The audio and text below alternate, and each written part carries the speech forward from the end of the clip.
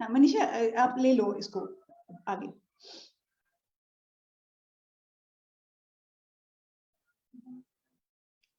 Voice नहीं आ रही।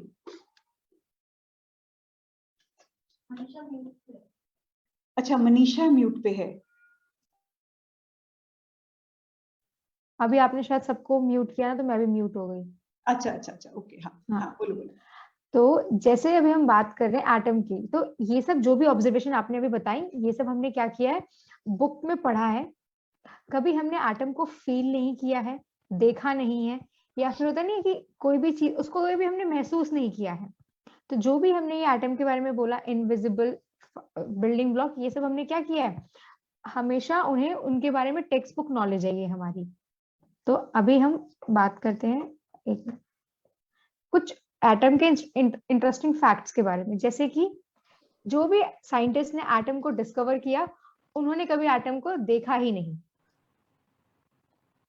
ऐसे ही जब एटम जो भी डिस्कवरी हुई है, ये कोई डायरेक्ट एविडेंस नहीं है हमारे पास। इन सब का क्या है, हमने एक कैलकुलेशन करी है कि, या फिर हमने मतलब कुछ ऑब्जर्वेशंस थी तो हमने उनके बेसिस पे बोला कि ऐसा ऐसा हो सकता है। तो एटम को हमने अभी तक देखा नहीं था। उस टाइम तक जिन्होंने भी एटम की डिस्कवरी करी साइंटिस्ट ने, उन्होंने कभी उन्हें देखा नहीं था।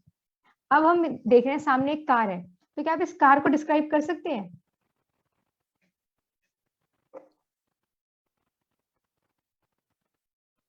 क्विकली दोस्तों, जल्दी। हाँ जल्दी।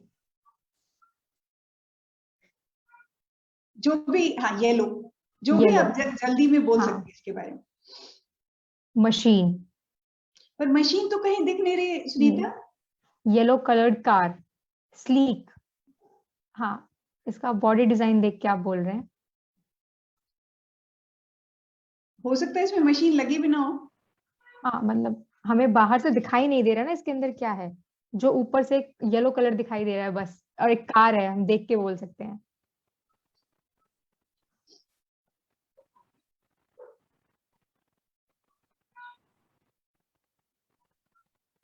TVS car, okay.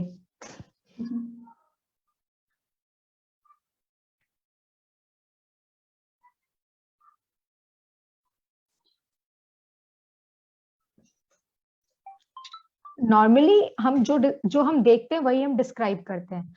बट अब आप सपोज कीजिए कि ये चल रही है, तो क्या आप बता सकते हैं कि इसके अंदर मतलब बिना देखे, क्या आप बता सकते हैं क्या हो रहा होगा? अगर मैं अभी तो आपने देखा, आपने बोल दिया येलो कलर की कार है, उसमें टीवीएस लिखा हुआ था, मंजू मैम ने उसका नंबर बताया 8979। बट अगर मैं ये कहती हूँ, सपोज कीजिए कि ये चल रही है, तो आप क्या गेस कर सकते हैं कि इस मतलब कार के अंदर क्या हो रहा है बिना देखे?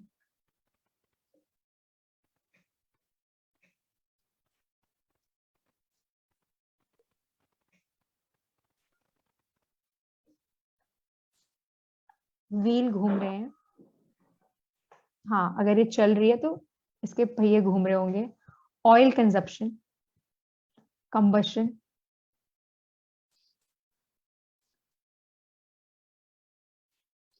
ये कंबशन बड़ा अच्छा शब्द किस बोला मंजू कुमारी ने। तो मतलब हमें कंबशन की कोई एविडेंस दिख रही होगी, हमें धुआं दिख रहा होगा तो हम कहेंगे कि शायद अंदर कंबशन हो रहा हो।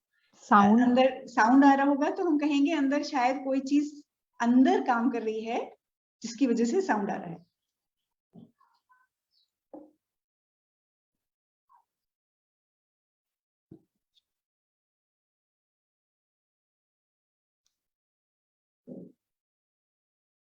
और कुछ आपको लगता है कि अगर ये कार चल रही होगी तो आप इसके बारे में और कुछ बता सकते हैं या गेस कर सकते हैं?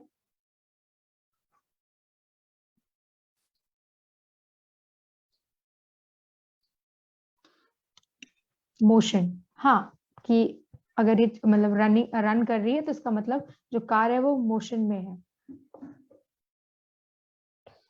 तो हमने क्या किया, कार को देख के हमने मतलब उसके बारे में बताया कि उसमें व्हील है, अगर वो मूव कर रही है तो, अगर हम बात करते हैं तो उसके स्टीयरिंग व्हील्स भी हैं, अगर वो रुक रही है तो उसमें ब्रेक भी है। तो हमने कार को जब वो चल रही है तो उसको देखते हुए उसके कंपोनेंट्स के बारे में कुछ आप मतलब कुछ बताया। हाँ, एक्सीलरेशन, जैसे विजय विजय सर ने कहा कि एक्सीलरेशन है कि अगर कार चल रही है। तो ऐसे ही जितनी भी एटॉमिक थ्योरीज हैं ये जो भी एटम स्ट्रक्चर के बारे में हमें पता चला वो कहाँ से पता चला, इन्हीं जो भी हमने ऑब्जर्वेशंस देखी और उनसे हमने कुछ आपके क्या कहते हैं कंक्लूजन दिए।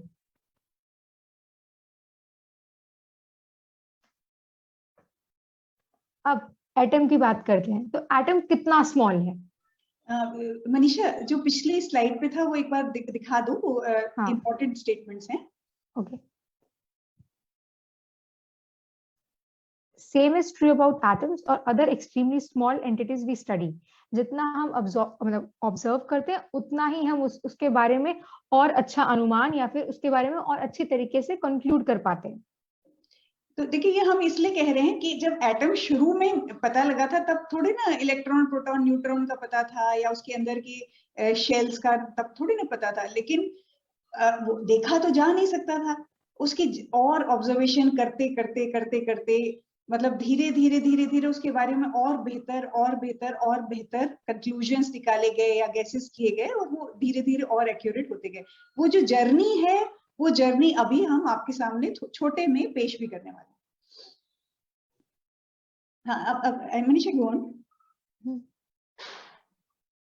तो एटम कितना स्मॉल है, अगर कोई आइडिया देना चाहता है कि मतलब कि एटम आपके हिसाब से कितना स्मॉल है?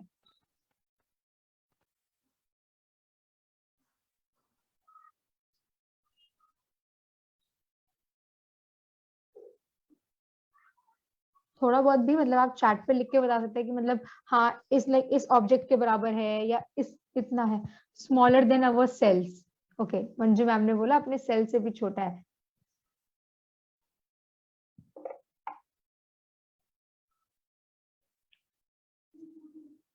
और कुछ?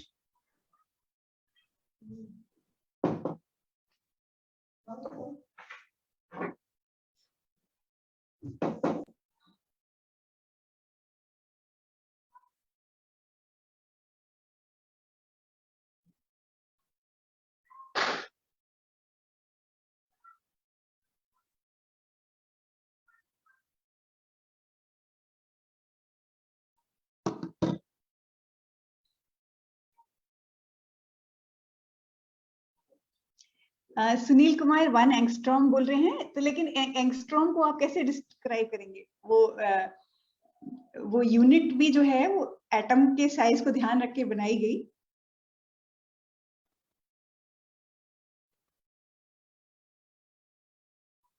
मतलब किसी भी रियल चीज से कंपेयर, रियल चीज का मतलब जिसको हम देख समझ सकते हैं, उससे अगर कंपेयर करना हो तो आप क्या बोलेंगे? खाली यूनिट से तो नहीं पता लगेगा कितना छोटा है।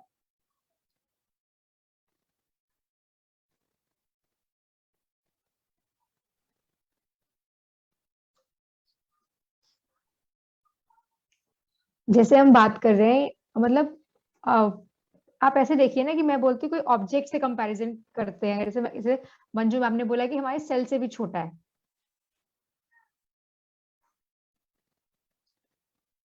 शुगर के एक दाने से भी बहुत बहुत छोटा। बहुत माने कितना छोटा उसका? कितना? मतलब उसका 1/10, मतलब उसका 10वां हिस्सा, उसका 100वां हिस्सा, उसका 1000वां हिस्सा। मतलब कुछ एस्टिमेट अगर आपको देना हो तो आप क्या कहेंगे?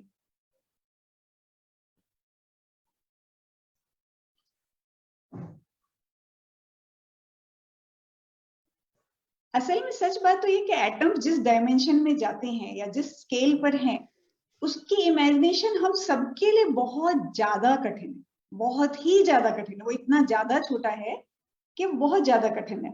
अब सुनील कुमार कह रहे हैं billionth part of a metre. ठीक है, मतलब ऐसा ऐसा अगर कुछ कह सकते हैं तो अब मनीषा दिखाएगी, अभी मनीषा दिखा दो। या अगर हम क्या कहते हैं एक पिन हेड लेते हैं, मतलब एक जो आपका ऑल पिन होता है उसका जो हेड होता है वहां का वो 1 mm का होता है। तो उसके अंदर अगर हम बात करते हैं तो आप देख सकते हैं 5 ट्रिलियन उसके हाइड्रोजन एटम्स उसके अंदर फिट हो सकते हैं, एक सिंपल सा जो आपका ऑल पिन का हेड होता है उसके अंदर। तो इतना मतलब छोटा एटम है जो मतलब हम यहाँ बात कर रहे हैं जिसके बारे में। हाँ, अब सुनीता हम राणा ने कहा 10⁻⁻⁻10 मीटर्स। हाँ, तो मतलब ये इनफैक्ट उस लेवल पे पहुंचने के लिए हमें लिखने के नए तरीके इजाद करने पड़े, क्योंकि इतने सारे जीरोस कहाँ डालेंगे। तो हमने कहा 10⁻⁻10 मीटर्स, ताकि हम किसी तरह उस स्केल को, मतलब उस टाइप की लेंस को डिस्क्राइब कर सके। और अगर हम अब बात करते हैं तो हमारे पास जो एटम की लेटेस्ट इमेज है वो ये है, सामने स्क्रीन पे दिखाई दे रही है आपको यहाँ पर। तो आप देख सकते हैं ये भी एक मतलब इमेज है जो मतलब क्या कहते हैं, मैं प्रोबेबिलिटी के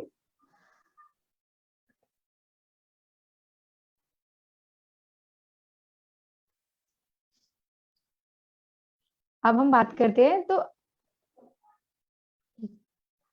ये अब हम एटम की बात करते हैं तो यहाँ एक इमेज देखी। अब हम यहाँ देखेंगे एक मूवी जो इन एटम, छोटे छोटे एटम से एक मूवी बनाई गई है यहाँ पर, और इस मूवी का नाम है a boy and his atom, जो आईबीएम ने इसे बनाया है।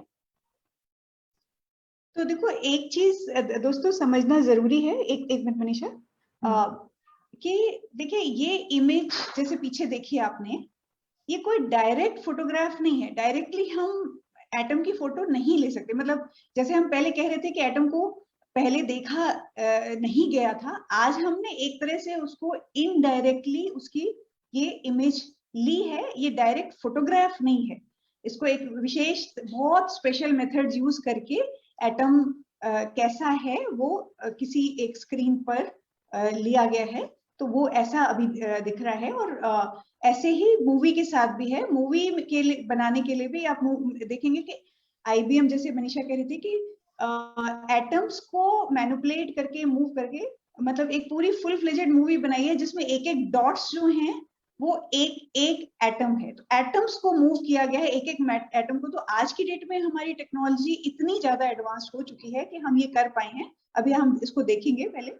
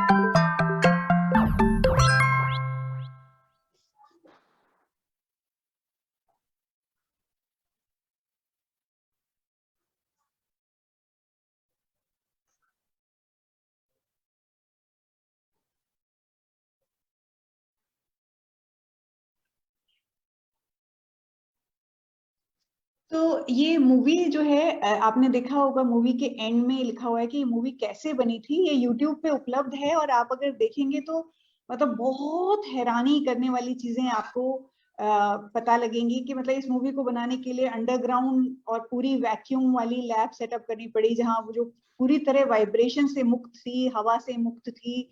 मतलब ये बनाना अपने आप में एक बहुत बड़ा प्रोजेक्ट, बहुत कठिन प्रोजेक्ट था।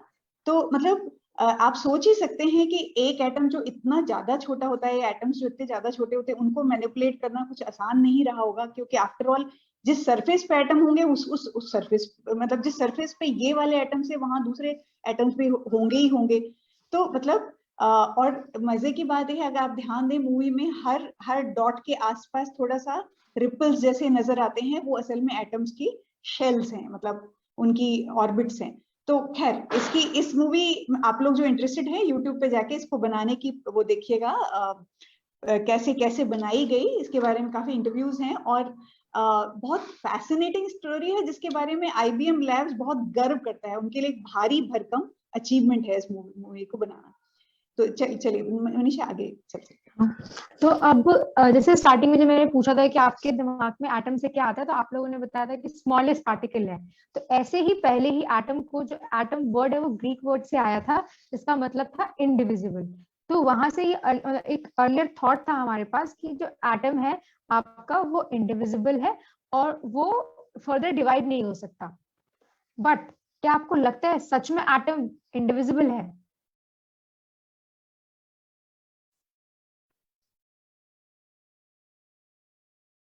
आप चैट पे लिख के बता सकते हैं।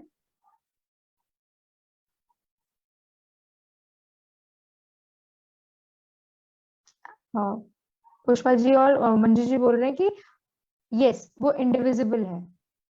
देखिए, इनडिविजिबल का मतलब होता है जिस चीज को छोटे पार्ट्स में तोड़ा नहीं जा सकता है। हाँ, सुनीता जी बोल रही है कि नहीं। हाँ, तो जैसे आप जानते हैं कि जो हमारा, हम ही बात करते हैं ना कि इलेक्ट्रॉन, प्रोटॉन्स, ये सब आए। ओके, मंजू जी बोल रही है no but neutrons and protons. Okay, हाँ, जो डिस्कवरी ऑफ प्रोटॉन्स आया या फिर इलेक्ट्रॉन्स आया, उसने साबित किया जो एटम्स हैं वो आपके इंडिविजिबल नहीं है, उनको वो और ब्रेक हो सकते हैं, जो कि आप सही कह रहे हैं। हाँ, प्रोटॉन, इलेक्ट्रॉन, न्यूट्रॉन जो है हमारे सब एटॉमिक पार्टिकल्स हैं। और आज की डेट में तो अब न्यूट्रॉन प्रोटॉन भी इंडिविजिबल नहीं बचे, मतलब उनके भी और छोटे पार्टिकल्स डिस्कवर कर लिए गए। तो सबसे पहले यहाँ हम बात करेंगे इलेक्ट्रॉन की डिस्कवरी की। हाँ, तो जैसे भुवन्यू कह रहे हैं मेसॉन। हाँ, तो मतलब हाँ, बहुत से अब तो सब मतलब एटॉमिक पार्टिकल्स डिस्कवर कर लिए गए हैं जो इनसे भी बहुत ज्यादा छोटे हैं।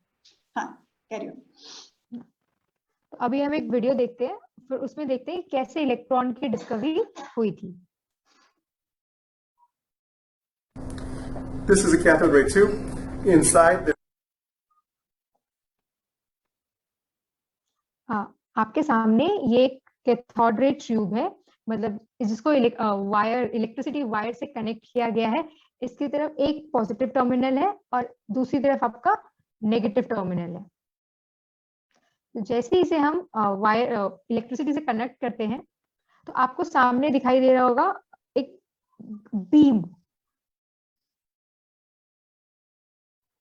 एक बीम दिखाई दे रही होगी। तो आपको क्या लगता है ये क्या है जो यहाँ पे एक टर्मिनल से दूसरे टर्मिनल की तरफ जा रही है, ग्रीन कलर की बीम, वो क्या है यहाँ पर?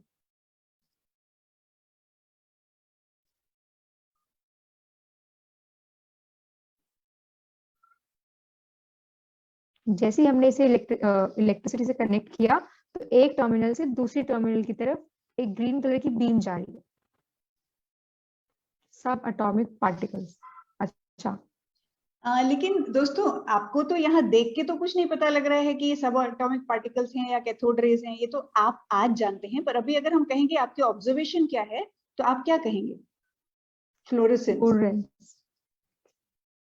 मतलब अगर आपको नहीं पता है, आपने ये सब पहले ये सेटअप नहीं देखा है, तो एक आपको बीम नजर आएगी तो आप क्या कहेंगे?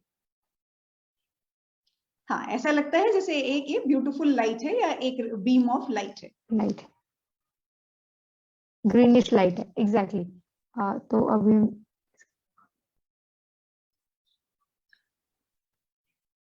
अब इसके पास अगर हम मैग्नेट लेके आ रहे हैं, तो ये डिफ्लेक्ट हो जा रही है। ये जो बीम ऑफ लाइट थी, या आप इसे जो बीम कहेंगे, तो ये क्या हो रही है, आपकी बेंड हो जा रही है। तो आप ये बताइए कि लाइट क्या मैग्नेट से बेंड होती है? क्या लाइट को आप मैग्नेट से बेंड कर सकते हैं? नहीं। तो ये बेंड हो रही है तो इसका मतलब ये लाइट तो नहीं ही है, ये कुछ और है।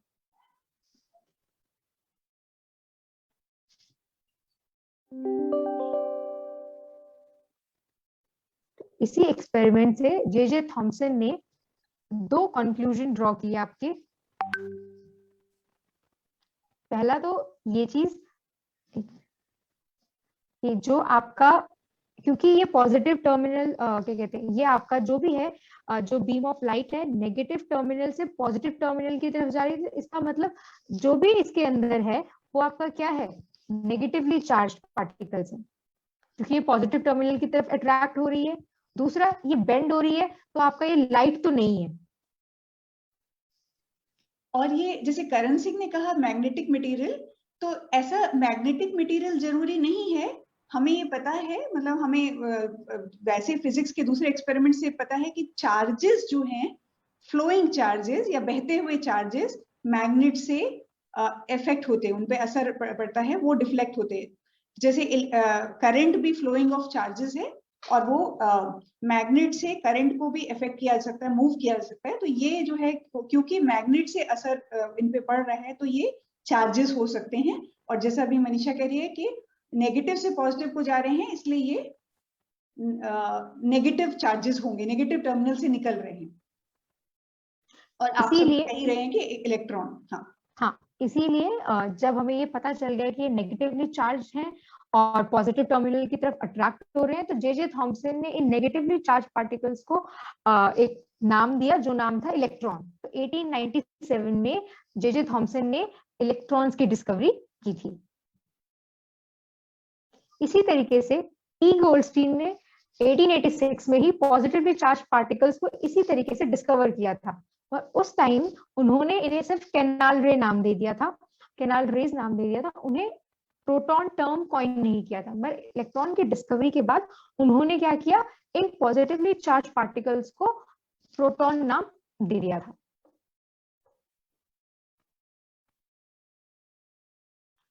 सिमिलर सेटअप था आपका कि एनोड है, वहां से आपके पॉजिटिव जो है वो आपके जा रहे हैं दूसरी तरफ, तो वहां पे इन्होंने सेम सेटअप था पूरा, और उन्होंने क्या कहते हैं इसी तरीके से बताया कि जो ये आपका पॉजिटिवली चार्ज पार्टिकल्स है, इनका नाम उन्होंने प्रोटॉन रख दिया बाद में, बट डिस्कवरी पहले ही हो चुकी थी। बस ये आप देख सकते हैं कि पिछले सेटअप में और इसमें अंतर ये है कि यहाँ पे मतलब जो ये था कैथोड था, मतलब एनोड से कैथोड तक कुछ जा रहा है, और कैथोड को छेद कर दिए गए थे, उसमें परफोरेटेड कैथोड था, जाली जैसी बना दी गई थी, ताकि ये जो कुछ भी निकल रहा था ये आगे जा सके। तो उसको कैथोड को क्रॉस करके जाता है, और यहाँ पे जहां आपको रेड ग्लो नजर आ रही है, वहां पे जो भी चीज थी वो स्ट्राइक कर रही थी। और ये भी मतलब मैग्नेट की मदद से ही ये पता लगाया जा सकता था कि ये चार्ज पार्टिकल हैं। और ये है कि मैग्नेट से किस डायरेक्शन में टर्न करेंगे, उससे हमें पता लग जाता है कि ये नेगेटिव चार्ज है कि पॉजिटिव चार्ज है। वैसे भी मतलब क्योंकि ये पॉजिटिव टर्मिनल से निकल रहे थे, तो ये पॉजिटिवली चार्ज होने के चांसेस थे। पर दूसरी तरफ मैग्नेट को कैसे, जैसे हम लेफ्ट हैंड रूल जो हम पढ़ते हैं, उससे पता लगता है कि मतलब डायरेक्शन, इसका टर्निंग का डायरेक्शन किस साइड होगा, तो उससे भी पता लग गया कि ये पॉजिटिवली चार्ज पार्टिकल्स हैं। तो फर्क यही था इस सेटअप में और पिछले सेटअप में। तो इलेक्ट्रॉन और प्रोटॉन की डिस्कवरी के बाद जे थॉमसन ने 1904 में एक मॉडल है वो मतलब आपके हमारे सामने रखा, जिसमें क्या कहा उन्होंने कि जो एटम है आपका वो कैसा है, मतलब वाटरमेलन की तरह है, कि मतलब आपका क्या है, जो नेगेटिव चार्ज है वो उसके अंदर एम्बेडेड है, और पूरा जो आपका एटम है वो आपका पॉजिटिवली चार्ज्ड है। और इसमें अब आपको पता है कि कोई भी चीज आपका अगर मतलब एग्जिस्ट कर रही है तो वो न्यूट्रल है, इसीलिए पॉजिटिव और नेगेटिव चार्ज का मैग्नीट्यूड जो होगा वो इक्वल है, और आपका पॉजिटिव चार्ज जो है वो यूनिफॉर्मली डिस्ट्रीब्यूटेड है। जैसे कि यहाँ पे आप देख सकते हैं ये एक प्लम पुडिंग, इसीलिए इसका नाम प्लम पुडिंग मॉडल भी था और वाटरमेलन मॉडल भी था। जैसे आप देख रहे हैं कि जो वाटरमेलन होता है पूरा जो रेड रेड है वो आपका पॉजिटिवली चार्ज पार्टिकल्स है, और जो आपके ये ब्लैक सीड्स होते हैं वो आपके नेगेटिवली चार्ज पार्टिकल्स हैं। और ऐसा ही आपका इसमें भी है, प्लम पुडिंग में भी है। मगर इसके बाद रदरफोर्ड आते हैं, उन्होंने एक और एक्सपेरिमेंट किया और उसके बेसिस पे उन्होंने कुछ और हमें बातें बताई। अगर हम सबसे पहले यहाँ पे रदरफोर्ड का एक्सपेरिमेंट देख लेते हैं।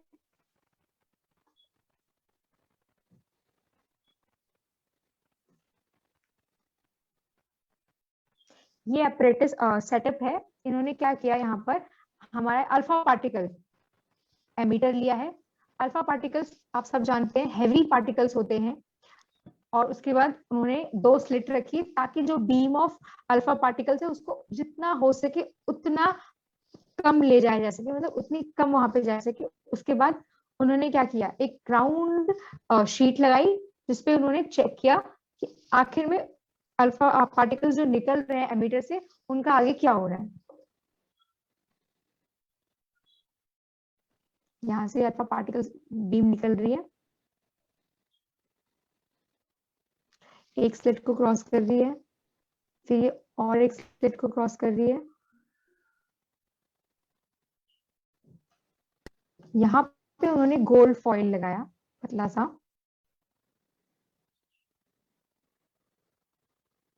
अब आप देख रहे हैं कि उसके बाद ये जो लाइट्स थी उनके साथ क्या हो रहा है।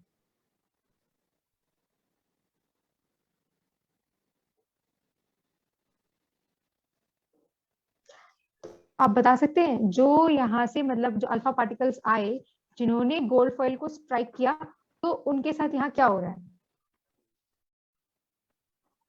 आप चैट पे लिख के बता सकते हैं। देखिए भुवन्यू कह रहे हैं डिस्कवर न्यूक्लियस। देखिए हम आपसे किताबों में पढ़ी जानकारी नहीं पूछ रहे हैं, हम ये पूछ रहे हैं कि अभी आपको क्या दिख रहा है, आपसे ऑब्जर्वेशन पूछ रहे हैं। जैसे पुष्पा मैम कह रही है कि स्प्रेड हो रहा है। अब पंकज जी बोल रहे हैं पॉजिटिव। पॉजिटिव से आपका क्या मतलब है, पासेस एंड स्कैटरिंग। पूजा जी बोल रही है मोस्ट अनडिफ्लेक्टेड।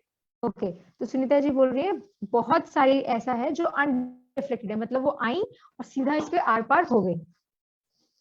मंजू जी बोल रही है स्कैटर्ड इन डिफरेंट डायरेक्शन, कुछ रे कम और कुछ बड़े एंगल पर डिफ्लेक्ट हो रही है। हाँ, जैसे हम यहाँ पे देख रहे हैं कि कुछ रेज जो है वो काफी मतलब एक एंगल पर डिफ्लेक्ट हो रही है, पार्टिकल स्प्रेड हो रहे हैं, पॉजिटिव रिपल्शन हो रहा है। ओके देखिए अभी तो आपको कहीं दूसरा पॉजिटिव दिख भी नहीं रहा और ना पता है। हम तो ये पूछ रहे हैं कि आपको ये ऑब्जर्वेशन, एक्सपेरिमेंट में ऑब्जर्वेशन क्या दिख रही है। देखिए दोस्तों प्लीज आप, एक रिक्वेस्ट है, देखिए हमने बहुत कुछ पहले से पढ़ा हुआ है, पढ़ी हुई चीजें बताने के लिए हम यहाँ नहीं कह रहे हैं, तब तो फिर हमारी इस सेशन की जरूरत नहीं है। तो टेक्स्ट बुक है ना, पहले पढ़ी हुई चीजें नहीं बताइए। हम तो पूछ रहे हैं कि सामने आपको अगर ये एक्सपेरिमेंट, असल में एक्सपेरिमेंट तो करके नहीं दिखा सकते हैं हम, लेकिन अभी पूछ रहे हैं उसका ये मॉडल अगर दिखाया जा रहा है तो उसमें आप क्या देख रहे हैं। जैसे पूजा खारल बोल रही है ओनली फ्यू डिफ्लेक्टेड। ओके, तो मतलब आपका कहने, जैसे पहले मंजू मैम ने बोला था कि बहुत सारी जो है वो अनडिफ्लेक्टेड है, अब पूजा जी बोल रही कुछ जो है वो डिफ्लेक्टेड है। और कुछ खास आपको दिखाई दे रहा हो, reflect. Okay, spreading and reflection of light. अभी हमने बात करी थी कैथोड रे एक्सपेरिमेंट में कि अब ये लाइट नहीं है, अब है तो ये पार्टिकल्स। यहाँ तक तो हम पहुंच चुके हैं क्योंकि हमने बोला था ये अल्फा पार्टिकल्स हैं, तो जो भी है ये पार्टिकल्स हैं। और करण सिंह जी ये एटम्स नहीं है, मतलब गोल्ड एटम्स नहीं है। मतलब अल्फा पार्टिकल की बीम ही छोड़ी गई थी पीछे से। तो अल्फा पार्टिकल असल में हीलियम न्यूक्लियस होते हैं, यानी कि 2 प्रोटॉन 2 न्यूट्रॉन के पार्टिकल्स होते हैं। वो इसलिए यूज किए जाते हैं, ऐसे किए जाते थे ऐसे एक्सपेरिमेंट्स में, क्योंकि वो रेडियो एक्टिव मटेरियल से यूं ही निकलते रहते। आपने सुना होगा कि वो रेडियो एक्टिव मटेरियल से डिस्चार्ज जो होता है उसमें अल्फा पार्टिकल्स निकलते हैं। तो ये इजिली मिलने वाले पॉजिटिव पार्टिकल्स थे। देखिए इजिली मिलने वाले नेगेटिव पार्टिकल्स तो सारा करंट होता है, इलेक्ट्रिक करंट, सब कुछ इजिली मिलने वाला नेगेटिव पार्टिकल्स है। लेकिन पॉजिटिव पार्टिकल्स की स्ट्रीम आसानी से खाली रेडियो एक्टिव मटेरियल्स से मिलती है अल्फा पार्टिकल्स के रूप में।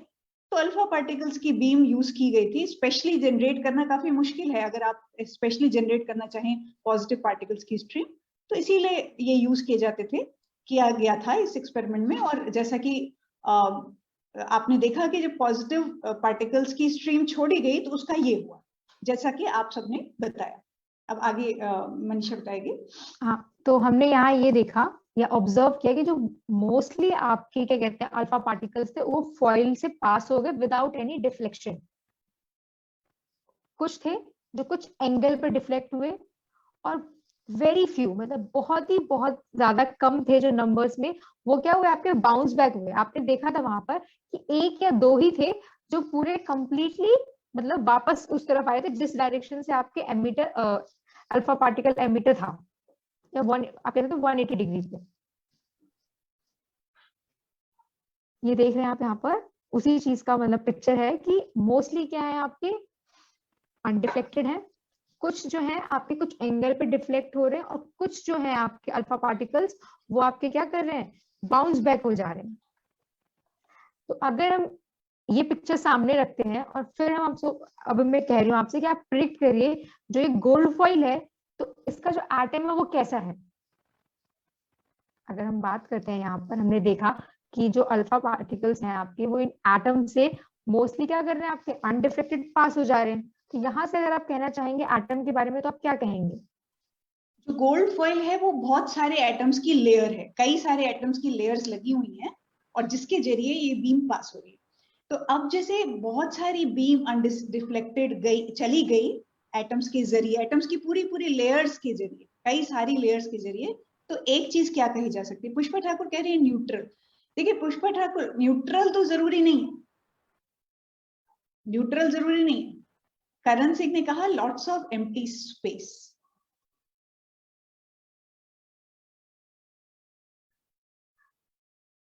और कुछ?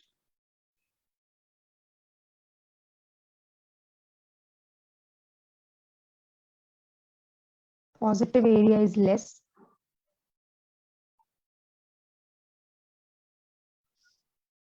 पंकज जी आप कह रहे हैं पॉजिटिव एरिया कम है, तो ये आप कैसे, मतलब आपने कैसे कंक्लूड किया कि पॉजिटिव एरिया कम है इसके एटम्स के अंदर?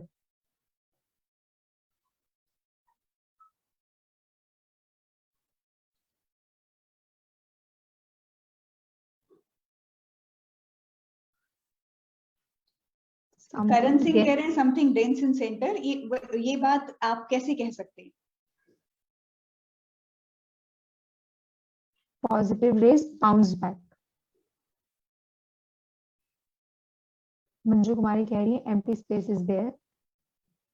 आपने कहा पॉजिटिव रेज बाउंस बैक, तो ये इससे मतलब आपने क्या कंक्लूड किया कि अगर आप ये कह रहे हैं कि पॉजिटिव रेज ने बाउंस बैक किया है तो ये किस ऑब्जर्वेशन को देख के आपने ये प्रिडिक्ट किया?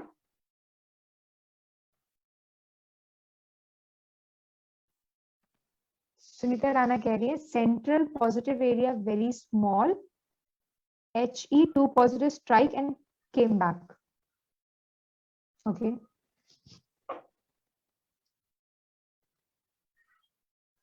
तो अगर हम नेक्स्ट पिक्चर देखें तो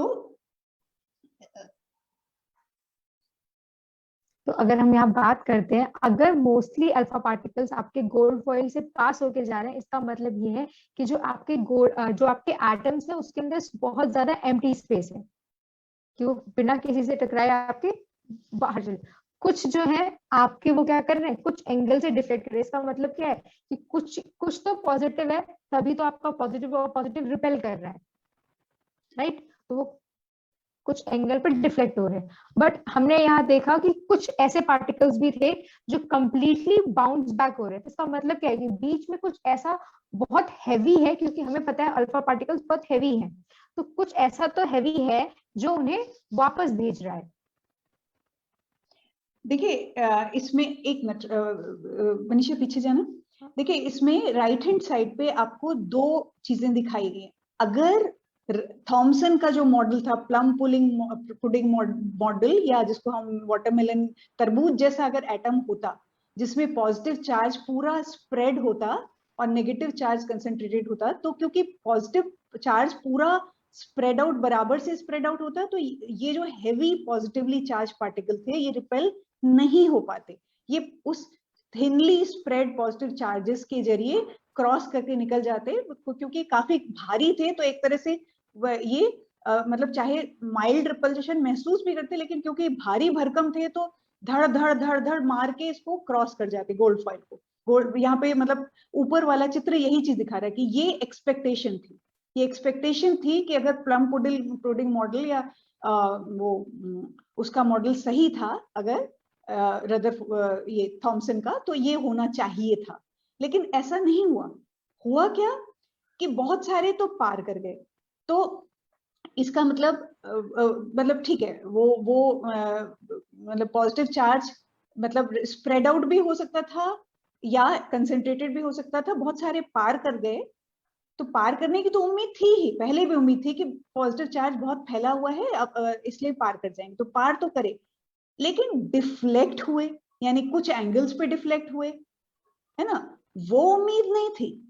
और ऊपर से जो सबसे ज्यादा बहुत भारी भरकम शॉक लगा, एक्चुअली ये बहुत शॉकिंग रिजल्ट था कि कुछ टर्न बैक कर गए, मतलब मारा इसके ऊपर, मतलब एक तरह से गोली मारने जैसा सोचिए आप, कि गोला मारा इसके ऊपर और गोला जो है मतलब पतले से शीट से टकरा के वापस लौट गया, यानी यहां अंदर भी एटम्स के अंदर कोई भारी भरकम, अच्छा खासा भारी भरकम पॉजिटिव चार्ज होना चाहिए।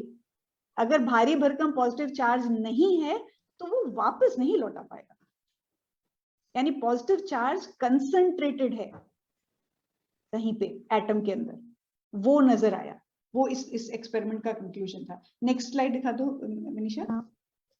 तो ये आपका एक्सपेक्टेड रिजल्ट था कि मतलब आपके अल्फा पार्टिकल्स जो है वो गोल्ड फॉइल एटम्स में से आपके चले जाएंगे, मगर ऐसा हुआ नहीं। हमने देखा हुआ क्या, कुछ थे आपके स्ट्रेट पास हो गए, कुछ आपके लार्ज डिफ्लेक्शन दिखा और कुछ ने कंप्लीटली टर्न बैक कर लिया। और रदरफोर्ड का एक फेमस कोट भी है कि ऐसा हुआ जैसे लग रहा है 15 इंच, जो मतलब आपका जो ये क्या कहते हैं आर्टिलरी शेल होती है, 15 इंच से आप आइडिया दे सकते हैं कि 15 इंच कितनी मतलब इसका डायमीटर है, कि उससे आपने टिश्यू पेपर पे स्ट्राइक किया और वो आपको दोबारा आके हिट कर जाए। मतलब तोप के गोले को आप टिश्यू पेपर पे मार दें और वो लौट के वापस आ जाए, स्थिति इस तरह की थी। वो इतना मतलब जो बाउंस बैक हुआ वो आप सोच रहे हैं कि कितना मतलब दिखा रहे हैं कि एक तो मतलब एक शेल है 15 इंचेस की, आप उसको मार भी किसी ने टिश्यू पेपर पे और फिर दोबारा वो आपको हिट कर रही है आके। इसीलिए रदरफोर्ड के लिए मतलब ये जो ऑब्जर्वेशन थी ये बहुत ही ज्यादा मतलब शॉकिंग सरप्राइजिंग थी। तो यहां से रदरफोर्ड ने कंक्लूड किया कि जो आपका एटम है उसके अंदर मोस्टली स्पेस जो है वो एम्प्टी है, बीच में एक डेंस बहुत छोटा पॉजिटिवली चार्ज्ड कुछ आपका मास है, क्योंकि वो अल्फा पार्टिकल्स को क्या कर रहा है बाउंस बैक कर रहा है, बाद में उसी पॉजिटिवली चार्ज को उसने न्यूक्लियस दिया, इसीलिए हम इसको nuclear model of an atom भी बोलते हैं, क्योंकि यहां से उन्होंने क्या किया एक न्यूक्लियस टर्म कॉइन करी थी। तो अब रदरफोर्ड का मॉडल कहता क्या है कि आपका पॉजिटिवली चार्ज जो है वो सेंटर पे कंसंट्रेटेड है, जिसको हम न्यूक्लियस बोलते हैं, मोस्टली मास जो है वो आपका न्यूक्लियस के अंदर ही है और इलेक्ट्रॉन्स इसके चारों तरफ रिवॉल्व करते हैं, और जो न्यूक्लियस है वो होल एटम के कंपैरिजन में बहुत ही ज्यादा छोटा है, और इसको प्लानिटरी मॉडल भी बोलते हैं इसी वजह से। अब ये सब तो ठीक है कि मतलब रदरफोर्ड ने ये ऑब्जर्व किया, उसके बेसिस पे उन्होंने ये कंक्लूजन दे दिया। मगर हम बात करते हैं तो इतना सारा जो पॉजिटिव चार्ज है वो न्यूक्लियस के अंदर रह ही कैसे रहा है, मतलब अगर हम बात करते हैं बोलते हैं ना positive positive repel each other, तो ये एक दूसरे को किक आउट मतलब बाहर धक्का क्यों नहीं मार रहे हैं? अगर न्यूक्लियस के अंदर पॉजिटिवली चार्ज पार्टिकल्स हैं तो एक दूसरे को धक्का क्यों नहीं मार रहे हैं वो?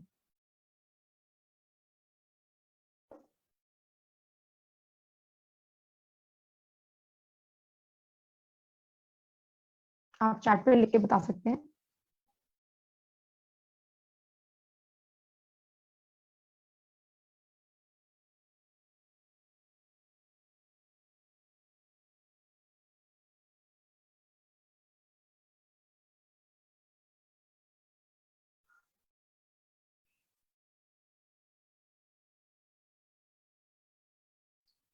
ये असल में आसान सवाल नहीं है, क्योंकि देखिए उस समय साइंटिस्ट का जवाब खुद भी नहीं दे पाए थे।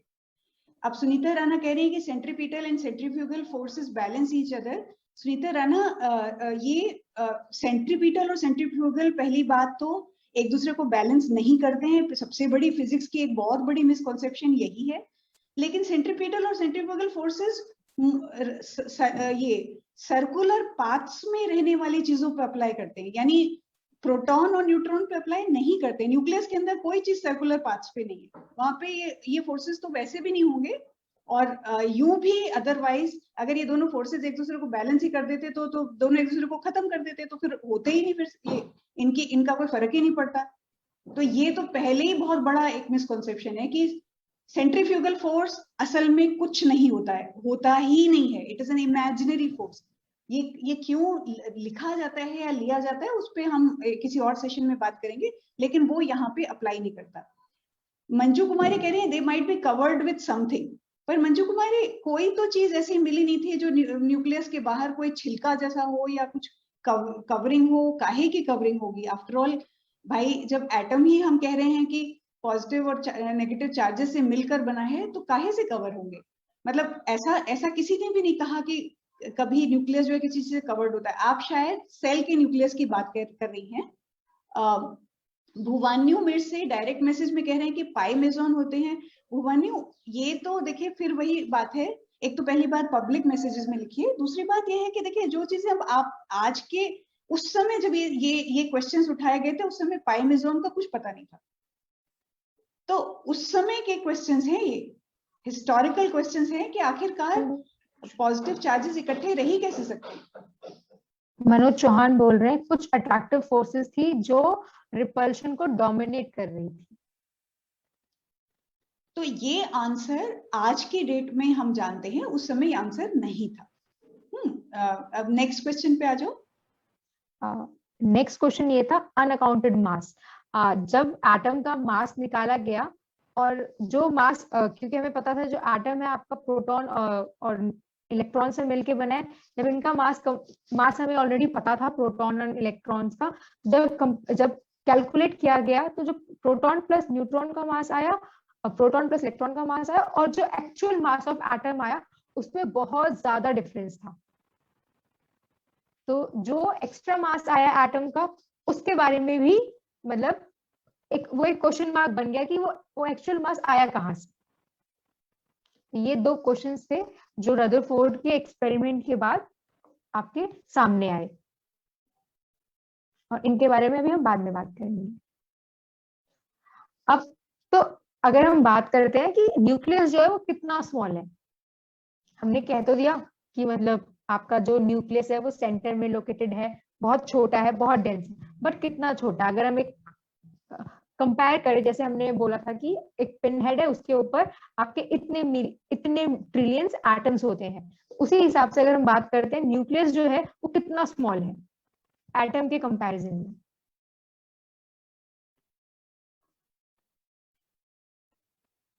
मैम आप म्यूट करो। मैं कह रही हूँ इसका आंसर दिखा दो। हाँ ठीक है।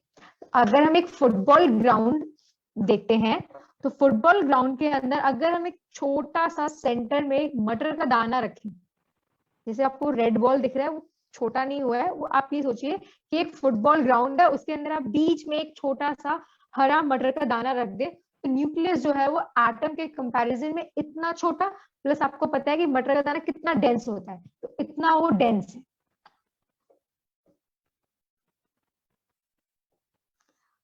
उसके बाद रदरफोर्ड के बाद बोर जो थे उन्होंने 1930 में और 1913 में और मतलब एटम की थ्योरी और उन्होंने मतलब इसे और मॉडिफाई किया। उन्होंने बोला अब जो एटम है आपका उसके अंदर बीच में आपका पॉजिटिवली चार्ज न्यूक्लियस है, उसके चारों तरफ शेल्स हैं आपकी, जिन्होंने उन्हें क्या किया KLMN शेल का नाम दिया। अब उन्होंने बोला जो शेल्स हैं ये डिफरेंट एनर्जी लेवल्स हैं। क्या है आपके ये डिफरेंट एनर्जी लेवल्स, और इसके अंदर जो आपके इलेक्ट्रॉन्स वो रिवॉल्व करते हैं।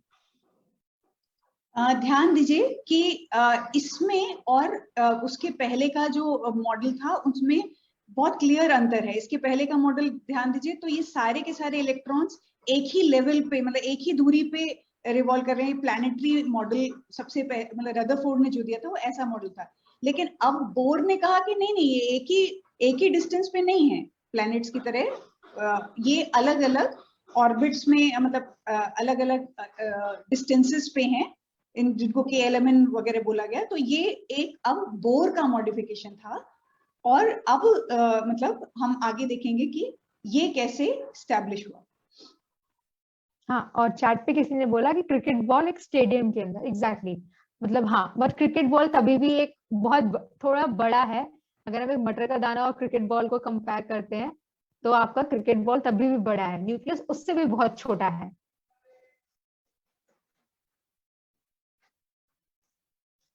तो अब यहाँ से बात है, बट इस चीज का सबूत मतलब इसको यहाँ पे क्या कहते हैं, उन्होंने सपोर्ट दिया किससे, एटॉमिक स्पेक्ट्रा से, कि जो एनर्जी लेवल्स हैं आपके उसको ये सपोर्ट करने के लिए क्या दिया आपका, एटॉमिक स्पेक्ट्रा।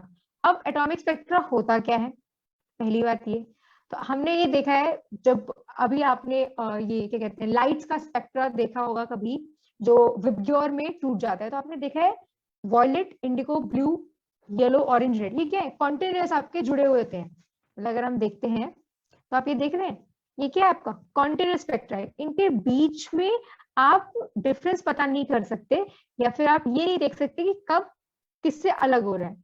तो ये आपका क्या है, ये आपका कॉन्स्टेंटली चेंजिंग एनर्जी लेवल्स है। देखिए, लाइट का एनर्जी लेवल से एसोसिएशन बच्चे नहीं जानते हैं। एक मिनट मनीषा पीछे जाना। ये बात मतलब फिजिक्स में कभी किसी समय पे हम पढ़ते हैं कि लाइट का एक स्पेसिफिक कलर, मतलब इसमें अगर कलर की आप एक लाइन सोचें, एक तो एक पर्टिकुलर लाइन या एक वेवलेंथ के पास एक खास अमाउंट ऑफ एनर्जी होती है। तो अब मतलब जैसे यहाँ पे एनर्जी मतलब क्योंकि कलर लगातार चेंज हो रहा है तो इसलिए लगातार चेंजिंग एनर्जी लेवल्स को आप देख रहे हैं। मतलब हर कलर एक तरह से चेंजिंग एनर्जी लेवल्स पे, जैसे मान लीजिए आप एक किनारे से वायलेट से चालू होते हैं तो वायलेट में भी एनर्जी अब धीरे धीरे कम होती जा रही है। मतलब जैसे हर अगर आप वर्टिकल लाइन सोचें तो धीरे धीरे एनर्जी कम होते होते तो वायलेट जब ब्लू तक पहुंचता है तो एनर्जी कम हो जाती है। तो हर सिंगल कलर की एक एक लाइन जो है वो एक एनर्जी या एक स्पेसिफिक वेवलेंथ होती है। तो बच्चों को ये बात समझानी है तो आप सिर्फ ये कह सकते हैं कि यहाँ से यहाँ एनर्जी लगातार घट रही है और जब तक वायलेट से आप रेड तक पहुंचते हैं तो हर कलर की एनर्जी घटती चली जाती है। ये बात उन्हें पता नहीं है पर हमें बतानी पड़ेगी।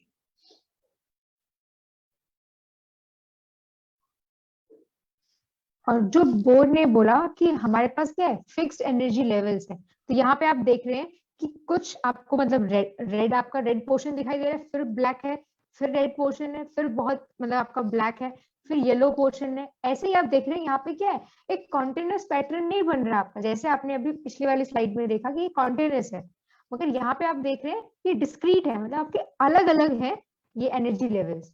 तो ऐसे ही बोर का कहना था कि जो हमारे एनर्जी लेवल्स है वो पर्टिकुलर एनर्जी, उनके पास अपनी अपनी पर्टिकुलर एनर्जी है जो फिक्स्ड है, और इसके अंदर आपके इलेक्ट्रॉन्स रिवॉल्व करते हैं। तो ये जो स्पेक्ट्रम आप देख रहे हैं इस समय स्क्रीन पर, ये एक एटॉमिक स्पेक्ट्रम है। यानी मतलब ये सामने जो अभी हमने जिसकी फोटो दिखाई है ये हीलियम का स्पेक्ट्रम है। तो जब एटम्स को एक्साइट किया जाता है, एक्साइट करने पे का मतलब ये है कि जब उन्हें एनर्जी दी जाती है किसी रूप में, मतलब या तो गर्म करके, तेज गर्म आग में झोंक के, या उसके बीच में से इलेक्ट्रिसिटी पास करके, कैसे भी एटम्स को किसी सेट ऑफ एटम्स को ज्यादा एनर्जी दी जाती है, तो असल में वो उसके इलेक्ट्रॉन्स एक्साइटेड हो जाते हैं, यह आज हम जानते हैं। लेकिन इलेक्ट्रॉन्स एक्साइट होके हायर एनर्जी लेवल्स पे जाते हैं और फिर वापस एक तरह से कह लीजिए ठंडे होके, या मतलब वापस अपनी एनर्जी रिलीज करते हुए वापस अपनी ओरिजिनल अवस्था में आते हैं।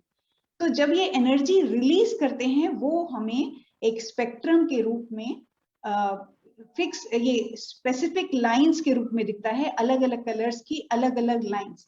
बीच में जैसे अभी मनीषा कह रही थी, बीच में खाली काला रंग रहता है, लेकिन काले रंग के बीच में स्पेसिफिक अलग अलग दिखने वाली कलर की लाइंस, यही एटॉमिक स्पेक्ट्रम है। और हर टाइप के हर एटम अलग एटॉमिक स्पेक्ट्रम छोड़ता है। मतलब एक एलिमेंट का स्पेक्ट्रम हर एलिमेंट का अलग अलग होता है, हाइड्रोजन का अलग, हीलियम का अलग, लिथियम का अलग, सोडियम का अलग। तो ये एटॉमिक स्पेक्ट्रा जो है, स्पेक्ट्रा प्लूरल है, स्पेक्ट्रम सिंगुलर है, तो ये एटॉमिक स्पेक्ट्रा अलग देखने के बाद ये समझ में आया कि इन एटम्स में के अंदर इलेक्ट्रॉन्स जो है अलग ढंग से अरेंज हैं, उनको मतलब खाली कुछ ही एनर्जी लेवल्स अलाउड है, वो और किसी दूसरे एनर्जी लेवल्स में जा ही नहीं सकते। वो अगर थोड़ी सी देर के लिए जाते भी हैं तो वापस अपनी एनर्जी छोड़ते हुए अपने ओरिजिनल एनर्जी लेवल पे आ जाते हैं। तो इससे ये आइडिया आया कि एटम में, हर एटम के अंदर अलग अलग एनर्जी लेवल्स में इलेक्ट्रॉन्स अरेंज्ड हैं। तो फिक्स्ड एनर्जी लेवल्स का या स्पेसिफिक एनर्जी लेवल्स का आइडिया या ऑर्बिटल्स, ऑर्बिट्स और ऑर्बिटल्स का आइडिया यहां से आया। हमने कल भी दिखाया था और आज अब हम आपको असल एटॉमिक स्पेक्ट्रा दिखाने वाले हैं। हमारे पास उसका सेटअप है। तो अभी मनीषा ये वो शेयरिंग बंद करनी पड़ेगी। तो हाँ, तो हम टैब से दिखाएंगे। तो टैब पे पहले टैब को मैं स्पॉटलाइट कर देती हूँ। वीडियो स्टार्ट करना पड़ेगा मैम। हाँ, टैब का वीडियो स्टार्ट करते हैं और पहले मैं आपको सेटअप दिखाती हूँ।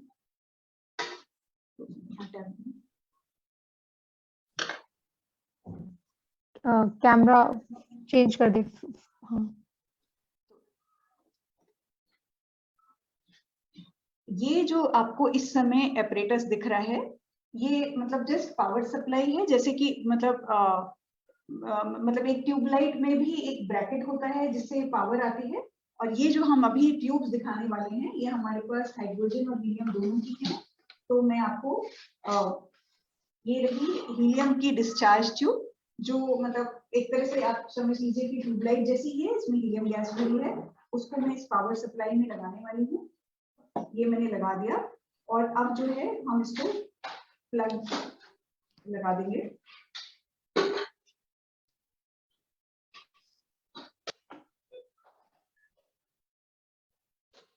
तो ये जो है, जैसे मैं इसका पावर बटन ऑन करती हूँ, ये जो आपको दिख रही है ये हीलियम गैस द्वारा छोड़ी गई लाइट है, जिसका अभी हम आपको स्पेक्ट्रम दिखाने वाले हैं। स्पेक्ट्रम देखने के लिए हम डिफ्रैक्शन ग्रेटिंग का इस्तेमाल करेंगे। डिफ्रैक्शन ग्रेटिंग मतलब सिंपल कांच नहीं है, सिंपल कांच जैसा दिखता है, लेकिन इसमें अंदर बहुत बारीक स्लिट्स बनी हुई हैं। मतलब 15,000 स्लिट्स पर इंच हैं इसके अंदर, जिसकी वजह से ये वैसे ही लाइट को अपने डिफ्रैक्शन के जरिए, डिफ्रैक्शन के फिनोमेना के जरिए लाइट को अपने कॉन्स्टिट्यूएंट कलर्स में तोड़ता है। जिस तरह से प्रिज्म तोड़ता है उस तरह ये भी तोड़ता है। तो अगर इसमें मैं इसके जरिए आपको पहले सनलाइट दिखाने की कोशिश करती हूँ। यहाँ पे ही दिख जाएगी तो ठीक है, नहीं तो मैं अपनी स्क्रीन पे दिखाती हूँ। खिड़की से जो लाइट आ रही है, अगर मैं उसको इसके जरिए देखूं तो एक मिनट, थोड़ा सा तिरछा साइड पे दिखाई देता है, फ्रंट में नहीं दिखाई देता। नहीं, एक बार इस पे दिखाना पड़ेगा। टैब की स्पॉटलाइट हटाकर मैं अपने कैमरे पे दिखा रही हूँ। एक पर्दा बंद कर देना, इधर वाला पर्दा बंद कर दो। तो जो उधर से लाइट आ रही है, ये देखिए, मैंने उस लाइट के सामने जैसे ही इसको किया, जो मतलब खिड़की से लाइट आ रही है उसके सामने मैं अगर इसको डिफ्रैक्शन ग्रेटिंग को करती हूँ तो आपको यहाँ पे सूर्य की रोशनी का स्पेक्ट्रम नजर दिखाई दे रहा है, जो कि एक कंटिन्यूअस स्पेक्ट्रम है। तो मतलब जब आपके अपने हाथ में डिफ्रैक्शन ग्रेटिंग हो तो वो स्पेक्ट्रम सेंटर में नहीं दिखाई देता, साइड पे दिखाई देता। तो जो कैमरा है, मेरा कैमरा, वो इसको साइड पे देख रहा है, तो साइड पे पूरा स्पेक्ट्रम नजर आता है। लेकिन ये ऑर्डिनरी व्हाइट लाइट का या सन की व्हाइट लाइट का स्पेक्ट्रम है, तो इसमें कंटिन्यूअस सारे कलर्स नजर आते हैं विबग्योर के। लेकिन अब इसी डिफ्रैक्शन ग्रेटिंग से अब हम एटॉमिक स्पेक्ट्रम देखेंगे हीलियम का। तो मैं अपना कैमरा बंद करती हूँ और सारी हमें रोशनी बंद करनी पड़ेगी, क्योंकि हमें और सारी लाइट कट करने के बाद ही ये लाइट हीलियम वाली नजर आएगी।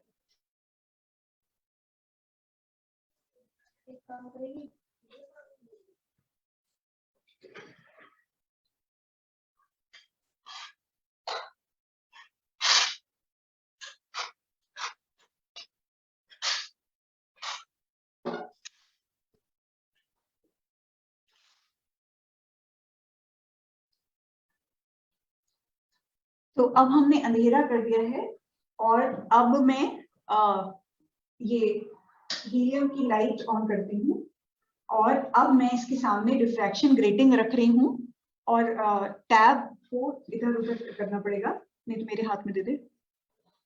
यस विजय जी, इसको डिफ्रैक्शन ग्रेटिंग बोलते हैं। जो ट्रांसपेरेंट स्क्रीन है इसे डिफ्रैक्शन ग्रेटिंग बोलते हैं।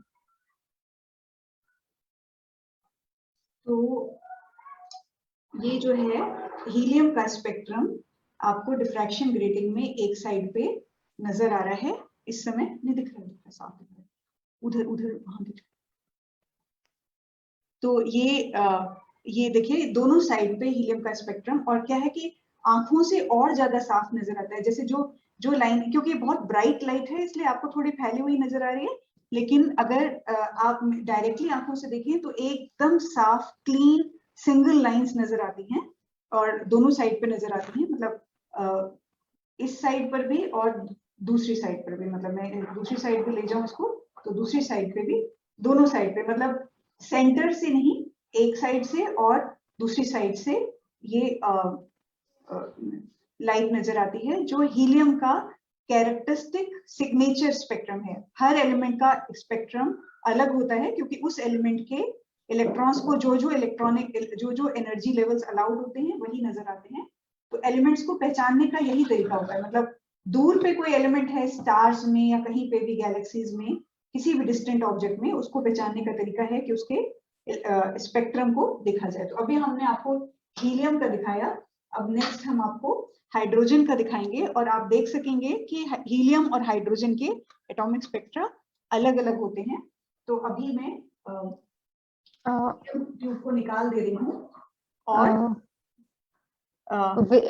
विजय जी, जो ये ट्यूब है इसके अंदर ऑलरेडी हीलियम गैस है।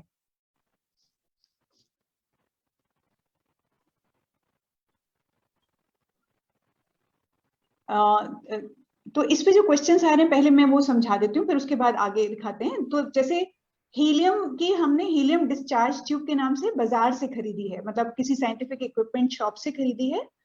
और डिफ्रैक्शन ग्रेटिंग भी हमने बाजार से खरीदी है, लेकिन डिफ्रैक्शन ग्रेटिंग आराम से मिल जाती है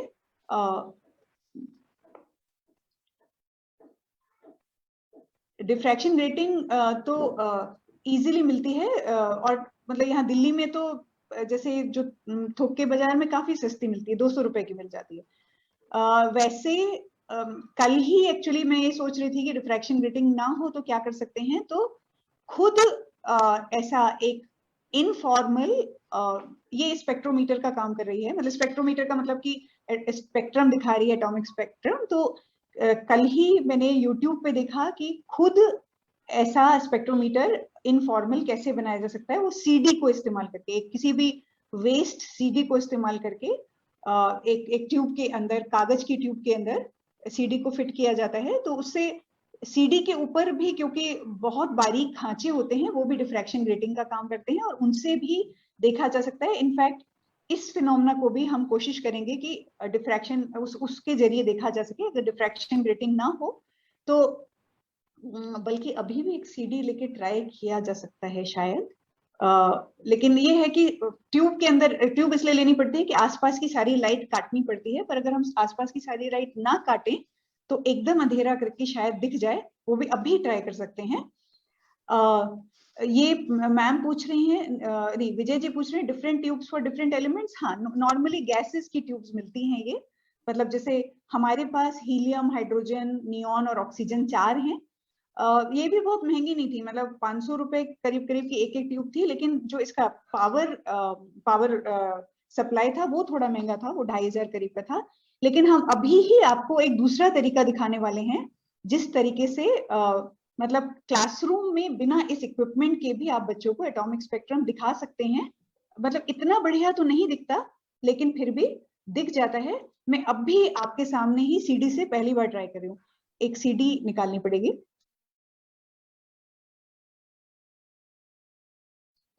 मैं कोशिश करूंगी कि एक सीडी को इस लाइट के सामने रख के और उससे हम देखें कि उसकी जो सरफेस पे जो खांचे होते हैं या डिफ्रैक्शन ग्रेटिंग का, ये रही देखिए सीडी आ गई मेरे हाथ में।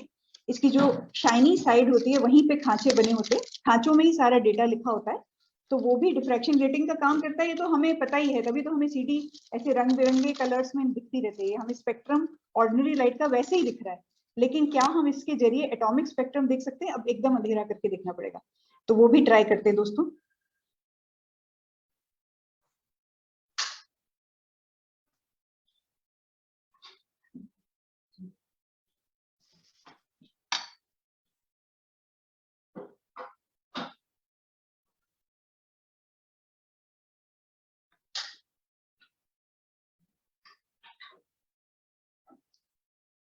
तो एक मिनट, इसको स्पॉटलाइट कर दिया ना? हाँ, यस मैम, कर दें। तो मैं अब इस पे सीडी में के जरिए देख रही हूँ। सीडी के जरिए भी एटॉमिक स्पेक्ट्रम दिख रहा है, लेकिन इसमें क्या है कि क्योंकि सीडी गोल गोल है, तो स्पेक्ट्रम थोड़ा मतलब इसमें भी सिंगल लाइंस ही नजर आ रही है, सिंगल लाइन का स्पेक्ट्रम मैं दिखाने की कोशिश करती हूँ आपको।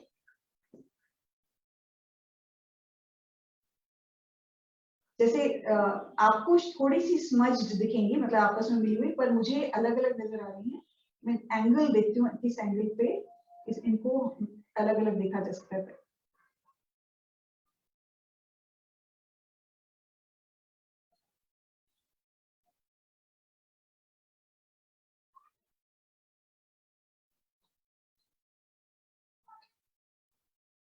क्या आप हाँ, देख सकते हैं? यस मैम, थोड़ा सा, हाँ बस, तो हाँ सीडी बस। पर भी दिख रहा है, वैसे अंधेरा करने पे अलग अलग लाइनें दिख रही हैं। उतनी बढ़िया तो नहीं जितनी डिफ्रैक्शन ग्रेटिंग से दिख रही थी, क्योंकि सीडी में ये खांचे गोल गोल गोलाई में बने हुए हैं, मतलब वो सर्कुलर ट्रैक्स पे बने हुए हैं, हेलिकल ट्रैक्स पे, तो इसलिए थोड़ा उतना बढ़िया नहीं है, लेकिन फिर भी यहाँ पे भी एटॉमिक स्पेक्ट्रम नजर आ रहा है। तो लेकिन अभी मैं आपको इसका हीलियम हटा के हाइड्रोजन लगा रही हूँ, तो हाइड्रोजन दिखाते हैं आपको, और उसके बाद फिर हम जो दूसरा तरीका है एटॉमिक स्पेक्ट्रम दिखाने का, जो थोड़ा सा ज्यादा सिंपल है, वो दिखाएंगे। तो ये मैंने अभी हीलियम हटा दिया, अब मैं हाइड्रोजन लगाने वाली हूँ। हाइड्रोजन का स्पेक्ट्रम जो है उसमें बहुत सारी लाइन होती हैं, क्योंकि हाइड्रोजन एक सिंगल इलेक्ट्रॉन होता है, तो वो सिंगल इलेक्ट्रॉन को बहुत सारी एनर्जी लेवल्स पे वो जाके वापस लौट सकता है। तो मतलब जो लोग केमिस्ट्री पढ़े हैं उन्होंने किसी समय पढ़ी होंगी लाइमन, बामर, पास्चन, फुंड सीरीज, वो सब ये है कि मतलब ट्रांजिशन जो है, इलेक्ट्रॉन जो है वो S to P जा रहा है और वापस आ रहा है, कि P to D जा रहा है और वापस आ रहा है, फिर मतलब D से F जा रहा है, वगैरह वगैरह, जो ट्रांजिशन कर रहा है, 4 सीरीज मिलती हैं इलेक्ट्रॉन कहाँ से कहाँ जा रहा है और कहाँ वापस आ रहा है उसके अनुसार। तो वो तो खैर फिलहाल महत्वपूर्ण नहीं है। हम ये देखेंगे कि हाइड्रोजन के स्पेक्ट्रम में बहुत सारी लाइंस मिलेंगी हमें। तो ये हाइड्रोजन की ट्यूब लगी हुई है, और अब मैं इसके आगे डिफ्रैक्शन ग्रेटिंग लगाती हूँ। तो ये हाइड्रोजन का स्पेक्ट्रम है, इसको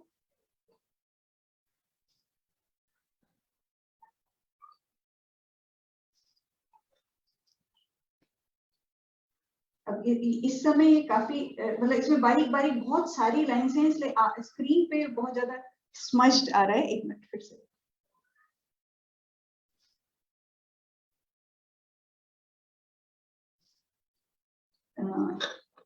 फिर भी आपको देखिए इस समय जो दिख रहा है, आपको 2-3 लाइनें बहुत स्पष्ट नजर आ रही होंगी, एक रेड और एक ब्लू, बहुत साफ अलग लाइनें नजर आ रही हैं। तो हाइड्रोजन का स्पेक्ट्रम बहुत क्लियरली हीलियम से बहुत डिफरेंट है, इस साइड भी दिख रहा है और इस साइड भी। एक मिनट,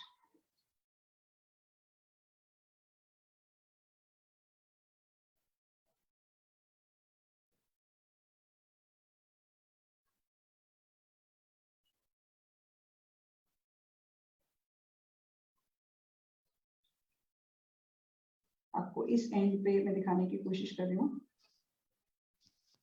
ये देखिए यहाँ पे भी नजर आ रहा है, साइड में दोनों तरफ दिखता है, और इसमें कुछ लाइनें बहुत प्रोमिनेंट हैं, बाकी बारीक बारीक बारीक लाइनों का पूरा ग्रुप है, लेकिन ये कंटिन्यूअस स्पेक्ट्रम नहीं है जैसा कि ऑर्डिनरी व्हाइट लाइट का होता है।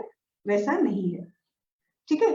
तो अभी हमने आप ये एटॉमिक स्पेक्ट्रम दिखाए, उसके बाद अब हम आपको जो सिंपल तरीका है वो बताने वाले हैं। बस हमें 2 मिनट का समय दीजिए। अब की बार हम क्या करेंगे, आप सबने मतलब आप में से बहुत लोगों ने फ्लेम टेस्ट किए होंगे, मतलब जब हम किसी भी सॉल्ट को फ्लेम में डालते हैं तो वो सॉल्ट अपने सॉल्ट के अंदर जो एटम्स हैं वो आयनाइज हो जाते हैं और आयंस अपने खास कलर देने लगते हैं फ्लेम को, तो उस समय वो अपना स्पेक्ट्रम भी छोड़ते हैं। तो उस स्पेक्ट्रम को भी हम डिफ्रैक्शन ग्रेटिंग की मदद से या कोई भी चीज जो स्पेक्ट्रम दिखाती है उसकी मदद से देख सकते हैं। तो इस समय हम आपके सामने 2 सॉल्ट्स को वो हमारे पास, मैं पहले वो दिखा देती हूँ कि मैं क्या कर रही हूँ। एक बार लाइट जला के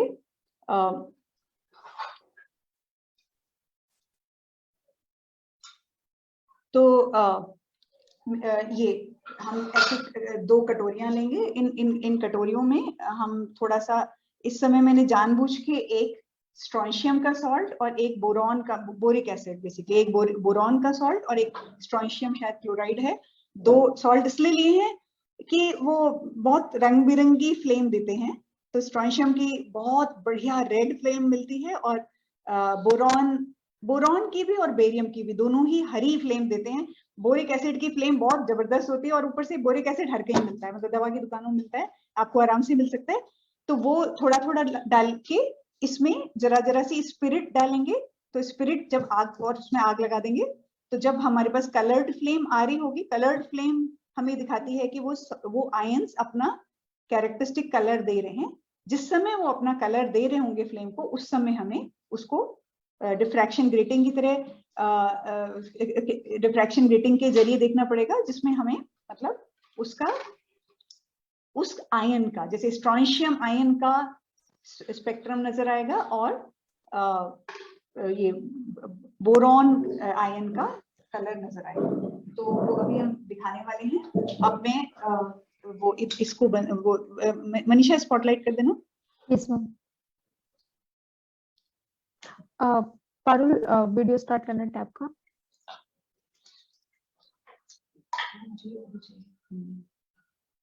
हाँ कर दिया।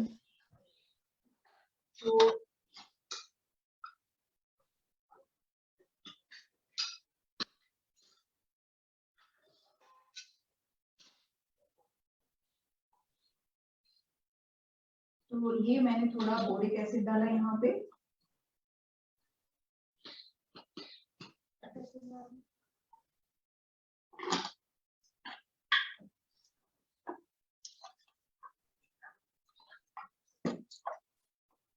और एक में अब दूसरे में मैं स्ट्रोंशियम डाल रही हूँ, स्ट्रोंशियम क्लोराइड।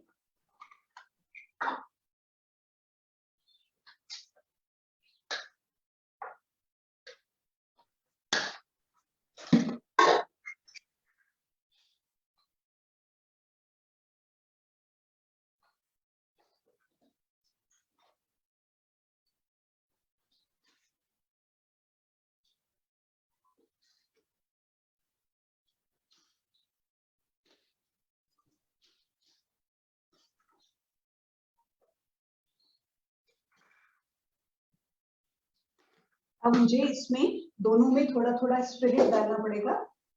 तो अभी मैं स्पिरिट डालती हूँ। स्पिरिट क्योंकि उड़ जाता है इसलिए पहले से डाल के नहीं रखा जा सकता।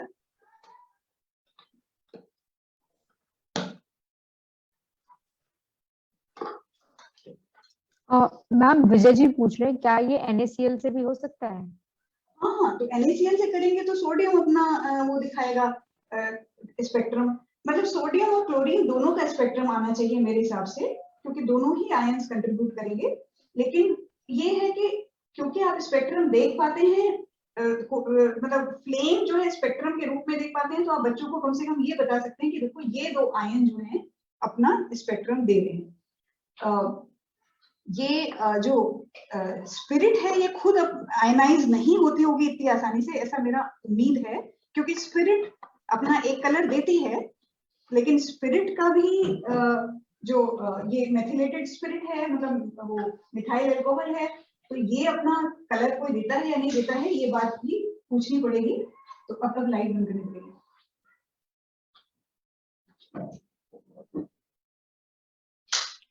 तो ये लाइट बंद करके अभी अच्छा, आज थोड़ा मिक्स कलर आ रहा है। ये देखिए, ये स्ट्रॉन्शियम है। अब स्ट्रॉन्शियम की जो रेड लाइट है वो मैं अगर इससे देखूं तो मुझे यहाँ पे, ये तो रेड लाइट है, लेकिन अगर इस रेड लाइट को मैं कैमरा पे फोकस नहीं है। इस रेड लाइट को मैं अगर उधर देखूं तो इसका स्पेक्ट्रम मुझे नजर आ रहा है, लेकिन मुझे कैमरे को ऐसे करना पड़ेगा। ये जो इसके जरिए दिख रहा है, ये पूरी फ्लेम जो है मुझे मल्टीपल कलर्स में नजर आ रही है। इसमें भी रेड बहुत प्रोमिनेंट है, आज बहुत ज्यादा चमक रहा है। ये थोड़ा कम होगा तो शायद बेटर दिखेगा, पर मतलब ये जो फ्लेम दिख रही है इसकी, इसमें कुछ कलर्स बहुत प्रोमिनेंट है, जिसमें इसमें रेड और ऑरेंज इतना प्रोमिनेंट है, बाकी ग्रीन ब्लूज वगैरह तो दिख ही नहीं रहे। लेकिन दिक्कत ये है कि कलर बहुत ज्यादा स्ट्रॉन्ग है या फ्लेम भी बहुत ज्यादा स्ट्रॉन्ग है, तो स्क्रीन पे सब कुछ पौच पौच ही दिख रहा है। पर देखिए, इससे फ्लेम थोड़ी कम होगी तो होपफुली ज्यादा बेटर होगा। पर आप ये ना कलर्ड स्पेक्ट्रम के रूप में फ्लेम दिखने लगती है, मतलब स्पेक्ट्रम, मतलब फ्लेम ही स्पेक्ट्रम के कलर्स में दिखने लगती है। बेसिकली ये बात है। इसको मैं सीडी से करके देखती हूँ एक बार, सीडी से कोशिश करती हूँ, मुझे पता नहीं है क्या दिखेगा। सीडी की सरफेस पे नहीं बुझ गया, कोई बात नहीं, अब हम दूसरा जलाते हैं। दूसरा अब ये है बोरॉन। तो बोरॉन देखिए कितनी ब्राइट ग्रीन लाइट है, और ये मैं अब सीडी की सरफेस पे देखने की कोशिश करती हूँ। सीडी की सरफेस पे आ रहा है, वही है, बहुत क्लीन स्पेक्ट्रम नहीं है, सीडी की सरफेस पे भी आ रहा है, लेकिन यहाँ बहुत अच्छा नहीं दिख रहा है। अब उससे देखते हैं तो कितना बढ़िया ब्राइट ग्रीन फ्लेम है। और अब इसका स्पेक्ट्रम, अब इसका स्पेक्ट्रम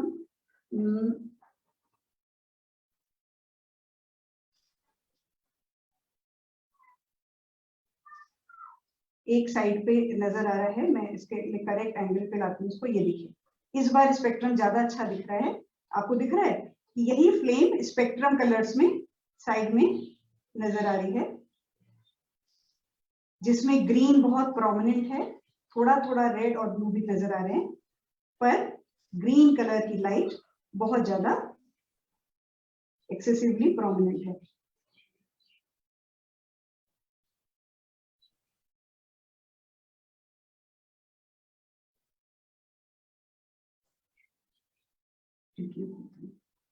इसके बारे में क्या कहते हैं, स्पेक्ट्रम के बारे में। तो अब हम बात करते हैं न्यूट्रॉन के डिस्कवरी के बारे में। अब तक हमने देखा इलेक्ट्रॉन और प्रोटॉन की डिस्कवरी हो चुकी है, उसके बाद हमने एविडेंसेस दिए कुछ। अब हम बात करते हैं न्यूट्रॉन की, ठीक है। तो न्यूट्रॉन की डिस्कवरी में स्पेशल क्या था या ऐसा क्या था, अल्फा पार्टिकल का सोर्स लिया, जो बेरिलियम मेटल के ऊपर हमने बम्बार्ड किया, तो वहां से आपका एक अनयूजुअल पेनिट्रिक मतलब अनयूजुअल रेडिएशंस निकले, ठीक है, और वो हाईली पेनिट्रेटिंग थे। मगर यहाँ बात ये हुई कि जो अल्फा रेडिएशंस होते हैं, अगर उनको हम क्या कहते हैं इलेक्ट्रिक फील्ड की प्रेजेंस में लेके आते हैं, तो वो चार्ज पार्टिकल्स हैं वो बेंड हो जाते हैं, ये कुछ डिफ्लेक्शन दिखाते हैं। बट जो ये रेडिएशंस निकली थी, इन पे कोई असर पड़ा ही नहीं। तो यहाँ से ये बात तो साबित हो गई कि जो ये अननोन रेडिएशंस निकली, वो आपकी ना प्रोटॉन्स थे ना वो इलेक्ट्रॉन्स थे। तो फिर ये बहुत ही बड़ा एक क्वेश्चन मार्क लग गया, आखिर में वो रेडिएशंस है क्या। तो बाद में इसे जेम्स चैडविक्स ने न्यूट्रॉन का नाम दिया, कि जो ये अननोन रेडिएशंस थी वो आपके न्यूट्रॉन है। अब ये चार्ज पार्टिकल्स नहीं है आपके, पहली बात ये क्लियर हुई, क्योंकि ये किसी भी इलेक्ट्रिक फील्ड में इनमें डिफ्लेक्शन नहीं दिखाया गया। अब जब इनको दोबारा पैराफिन रैक्स में बम्बार्ड किया गया, तो वहां से प्रोटॉन्स आपके इजेक्ट आउट हुए। तो मतलब ये इतने हैवी भी हैं कि ये प्रोटॉन्स को निकाल रहे हैं यहाँ पर। तो इस एक्सपेरिमेंट में दो चीज कंक्लूड हुई। पहली, जो अननोन रेडिएशंस हैं वो आपके चार्ज पार्टिकल्स नहीं है। दूसरी, वो हैवी हैं, वो प्रोटॉन के बराबर हैवी हैं, तभी प्रोटॉन को पैराफिन वैक्स में से इजेक्ट आउट कर पा रही।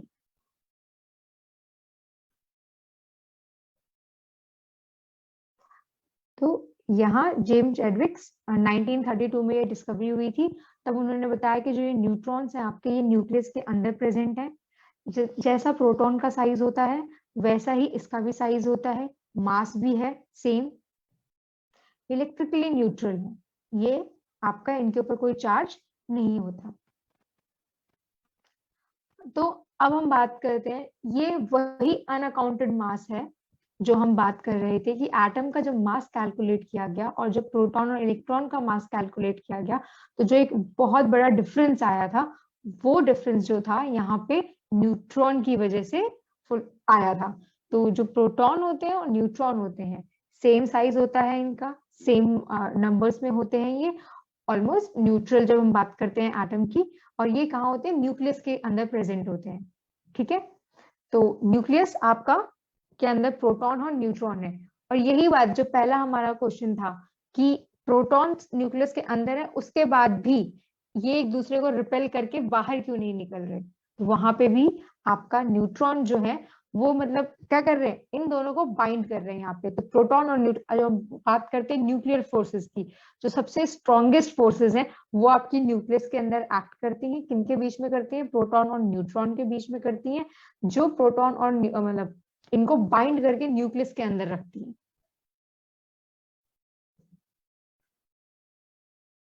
अब हमने देखा एटम्स के अंदर पार्टिकल्स हैं। बस मैं एक चीज यहाँ ऐड करना चाहती हूँ, वो ये कि मतलब एक अलग फोर्स डिस्कवर करना पड़ा, या मतलब डिस्कवर किया गया बिकॉज ऑफ दिस क्वेश्चन कि आखिरकार इलेक्ट्रिकल रिपल्शन जो है बिटवीन प्रोटॉन एंड प्रोटॉन, उसको भी सुपरसीड करने वाला, उससे भी ज्यादा स्ट्रॉन्ग क्या है।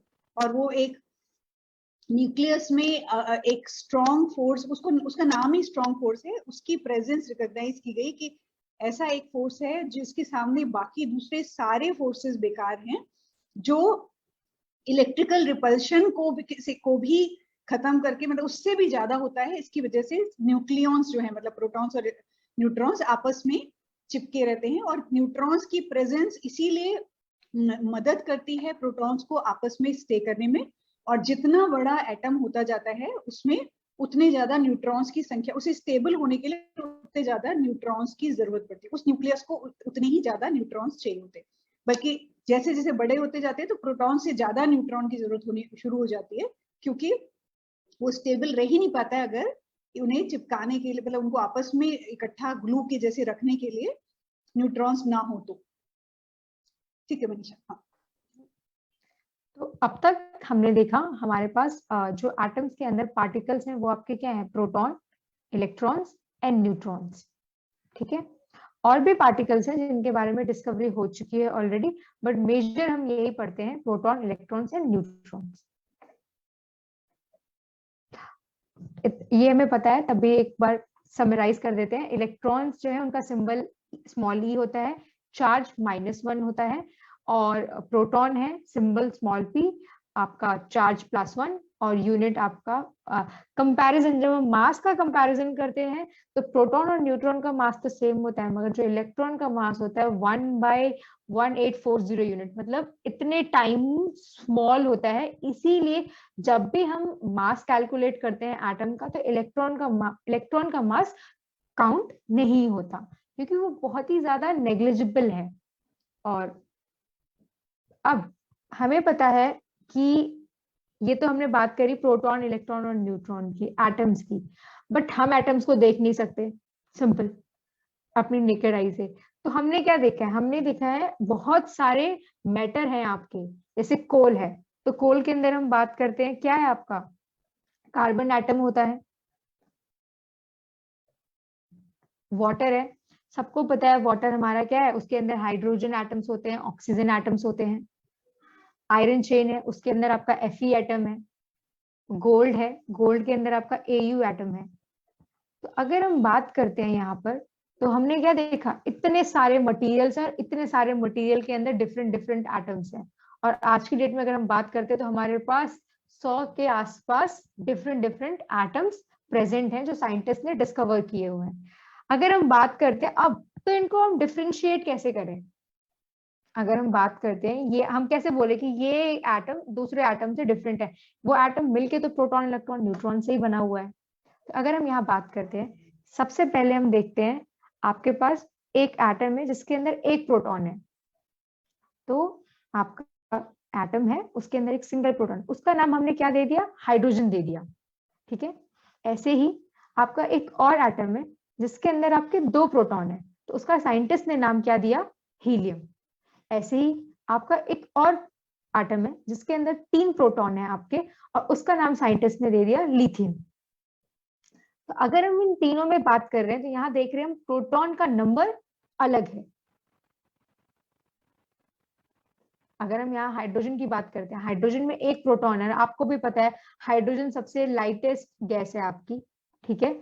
आप आजकल पता है हाइड्रोजन फ्यूल में यूज हो रही है। यहाँ हम देखते हैं कि हाइड्रोजन है तो उसका अपना एक बिहेवियर है।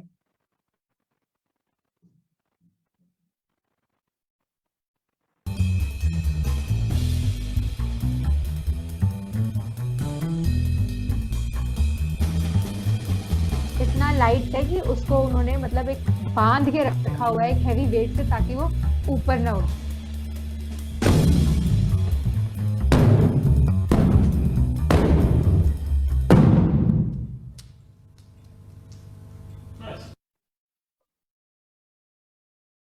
अब हम देखा हाइड्रोजन एक बलून है जिसके अंदर हाइड्रोजन गैस भर दिया, वो कितना एक्सप्लोसिव है आप भी देख रहे हैं। और हम टेस्ट करते भी हैं हाइड्रोजन की प्रेजेंस का, बहुत जगह टेस्ट इसी से प्रेजेंट क्या कहते हैं, टेस्ट करते हैं प्रेजेंस। अब हीलियम है आपका, हीलियम गैस है, आपको पता है इसके बलून्स जो होते हैं वो गुब्बारे फुला के, मतलब अगर ऐसा इतने ज्यादा बलून्स अगर भर दिए जाए हीलियम गैस से, तो वो एक आदमी को भी ऊपर मतलब अर्थ से ऊपर उड़ाने में हेल्प कर सकता है। तो एक तरफ हीलियम है तो एटम ही। अब अगर आप उसको इनहेल करते हैं, ये देखना ये बच्चा कैसे उस हीलियम गैस को इनहेल करता है, और फिर देखते हैं क्या होता है।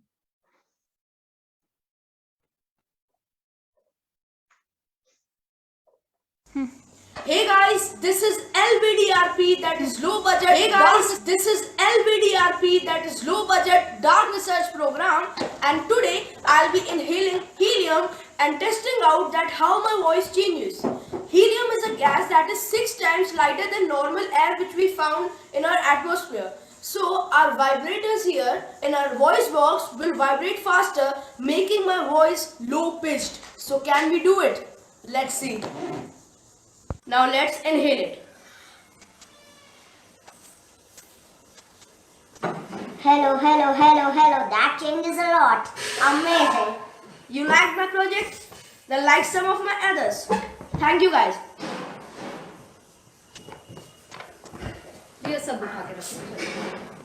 Thank you guys, and please share, like and subscribe.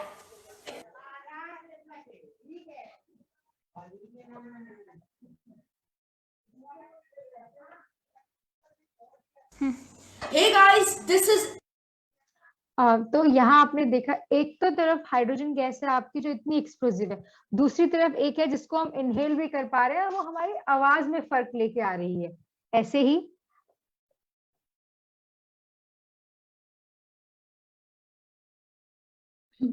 Lithium है आपका जिसके अंदर 3 प्रोटॉन है, और ये आपको कैसे मिलता है? आपको सॉलिड जो आपका ये वॉचेस की बैटरी होती है, लिथियम बैटरीज होती है, मोबाइल की आपकी बैटरीज होती है। तो आप देख रहे हैं यहाँ पे मतलब एक प्रोटॉन था, तो हाइड्रोजन कैसे वो आपका एटम बिहेव कर रहा है। दो प्रोटॉन है तो आपका वो गैस कैसे बिहेव कर रही है, 3 प्रोटॉन है तो आपका कैसे बिहेव कर रही है। तो अगर आप देखते हैं तो ओवरऑल क्या हुआ, अगर हम यहाँ बात करते हैं कि जो नंबर ऑफ प्रोटॉन है वो आपका एक डिस्टिंक्ट फीचर है जो एक एटम को दूसरे एटम से अलग कर रहा है यहाँ पर।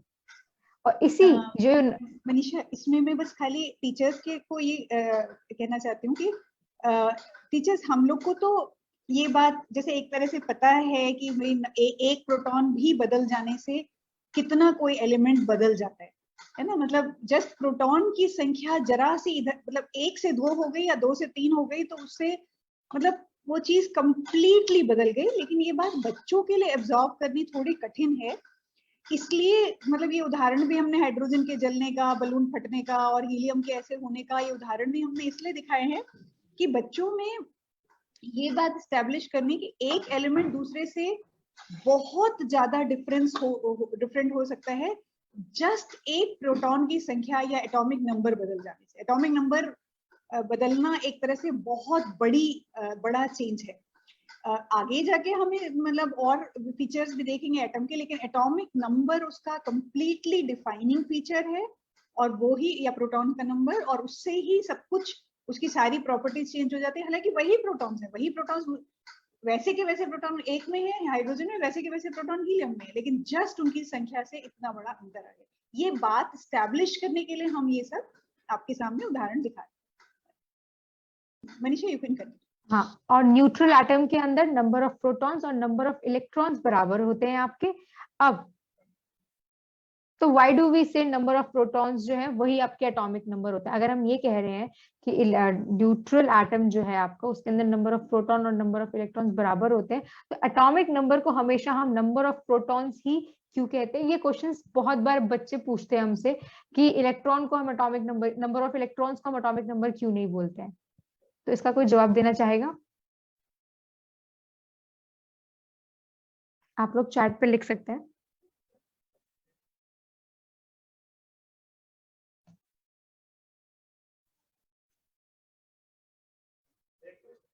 ये बात बच्चों के दिमाग में बहुत ज्यादा कंफ्यूजन क्रिएट करती है कि जो एटॉमिक नंबर है वो सिर्फ नंबर ऑफ प्रोटॉन्स ही है। वो उसको बार बार पूछते हैं कि इलेक्ट्रॉन्स क्यों नहीं, न्यूट्रॉन्स क्यों नहीं। तो कोई जवाब देना चाहेगा इस चीज का?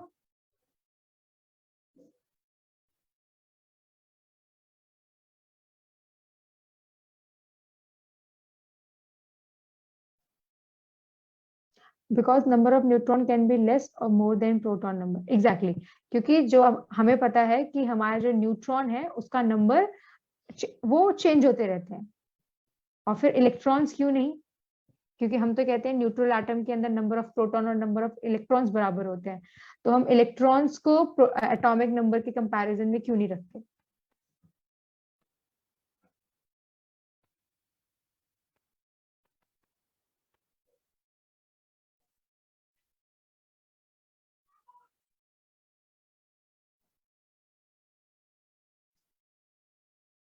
ये बात हम अच्छे से जानते हैं कि न्यूट्रल एटम जो होता है उसके अंदर नंबर ऑफ इलेक्ट्रॉन्स और नंबर ऑफ प्रोटॉन बराबर होते हैं। उसके बावजूद भी हम एटॉमिक नंबर को हमेशा नंबर ऑफ प्रोटॉन्स ही कहते हैं। क्यों?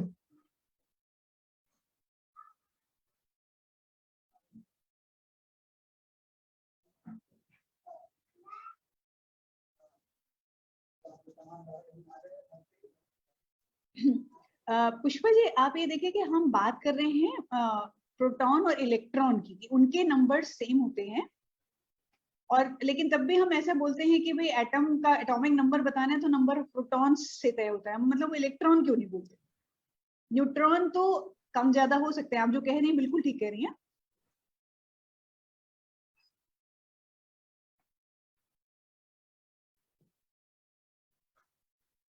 मतलब प्रोटॉन को ही चूज करने का कारण क्या है?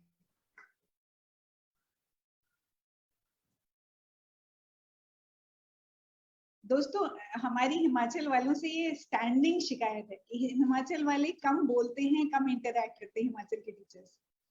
ये हम लोग बहुत से ग्रुप्स के साथ काम कर चुके हैं, तो करते भी रहते हैं, पर हिमाचल में लोग बहुत कम बोलते हैं। अब एक ही जवाब आया हुआ, एटलीस्ट जब हम पॉजिटिव चार्ज, तो पॉजिटिव चार्ज से क्या हुआ? वाई मतलब इलेक्ट्रॉन के पास नेगेटिव चार्ज है, दोनों का स्टेटस तो एक ही है। उसके पास पॉजिटिव चार्ज, उसके पास नेगेटिव चार्ज है। तो पॉजिटिव चार्ज में ऐसी क्या खासियत है कि जिसकी वजह से हम उसको ही चुनेंगे एटॉमिक नंबर बताने के लिए?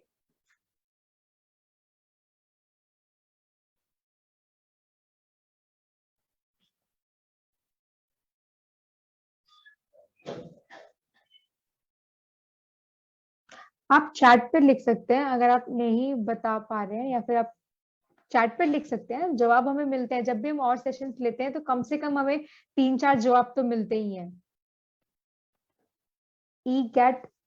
electrons get donated or acquired in ions. Exactly. जो आपके जो इलेक्ट्रॉन्स होते हैं वो मतलब आपके एटम जो है अगर वो चार्ज पार्टिकल्स में कन्वर्ट हो जाते हैं तो आपका क्या होता है, आपका इलेक्ट्रॉन्स का जो नंबर है वो चेंज हो जाता है। न्यूट्रल एटम में तो आपका नंबर ऑफ प्रोटॉन और नंबर ऑफ इलेक्ट्रॉन बराबर है, बट अगर हम बात करते हैं चार्ज पार्टिकल्स की तो उसके अंदर नंबर ऑफ प्रोटॉन्स और जो नंबर ऑफ इलेक्ट्रॉन्स होते हैं उनका नंबर चेंज हो जाता है।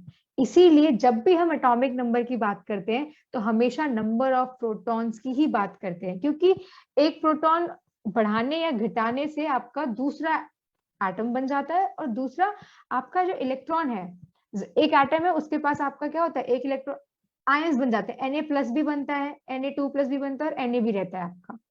तो यहाँ पर जब चार्ज आयंस होते हैं तो उनके अंदर नंबर ऑफ प्रोटॉन्स तो हमेशा सेम रहते हैं मगर नंबर ऑफ इलेक्ट्रॉन्स चेंज हो जाते हैं। इसीलिए एटॉमिक नंबर जो है वो आपका एक मैजिकल नंबर है और जो आपका नंबर ऑफ प्रोटॉन्स के बराबर होता है हमेशा।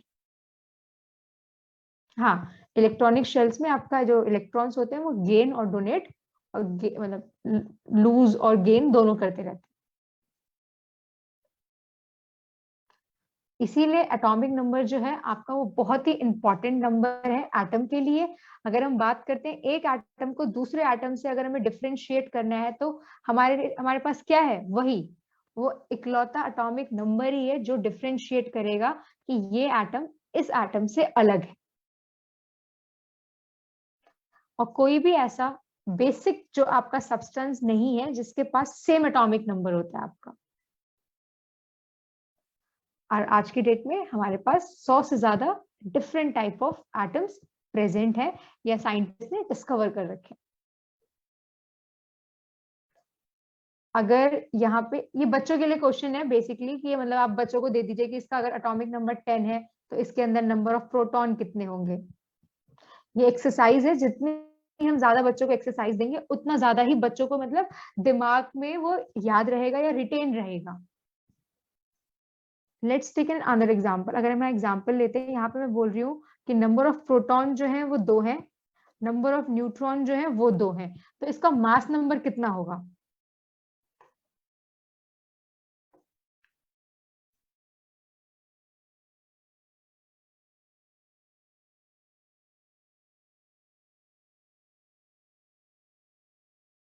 चैट पे लिख के बता सकते हैं। हाँ 4। हाँ, तो बच्चों के लिए ये एग्जांपल्स देना बहुत इजी है उनके लिए, मतलब आपको क्या कहते हैं, उनको समझ में जल्दी आता है इन सब चीजों से दिखाने से, पिक्चर से। तो 2 प्रोटॉन है 2 न्यूट्रॉन है तो इसका मास नंबर कितना हो जाएगा, 4 हो जाएगा। ऐसे ही आपने एक और एग्जाम्पल लिया, इसके अंदर नंबर ऑफ प्रोटॉन 3 है, नंबर ऑफ न्यूट्रॉन 3 है, तो मास नंबर 3 + 3 6 हो गया। अब तो मास नंबर क्या है आपका, number of proton plus neutron, और ये हमेशा नंबर ऑफ प्रोटॉन्स तो एटम्स के अंदर फिक्स रहते हैं और नंबर ऑफ न्यूट्रॉन, जैसे बात करी थी मंजू जी ने पहले, कि वो चेंज होते रहते हैं।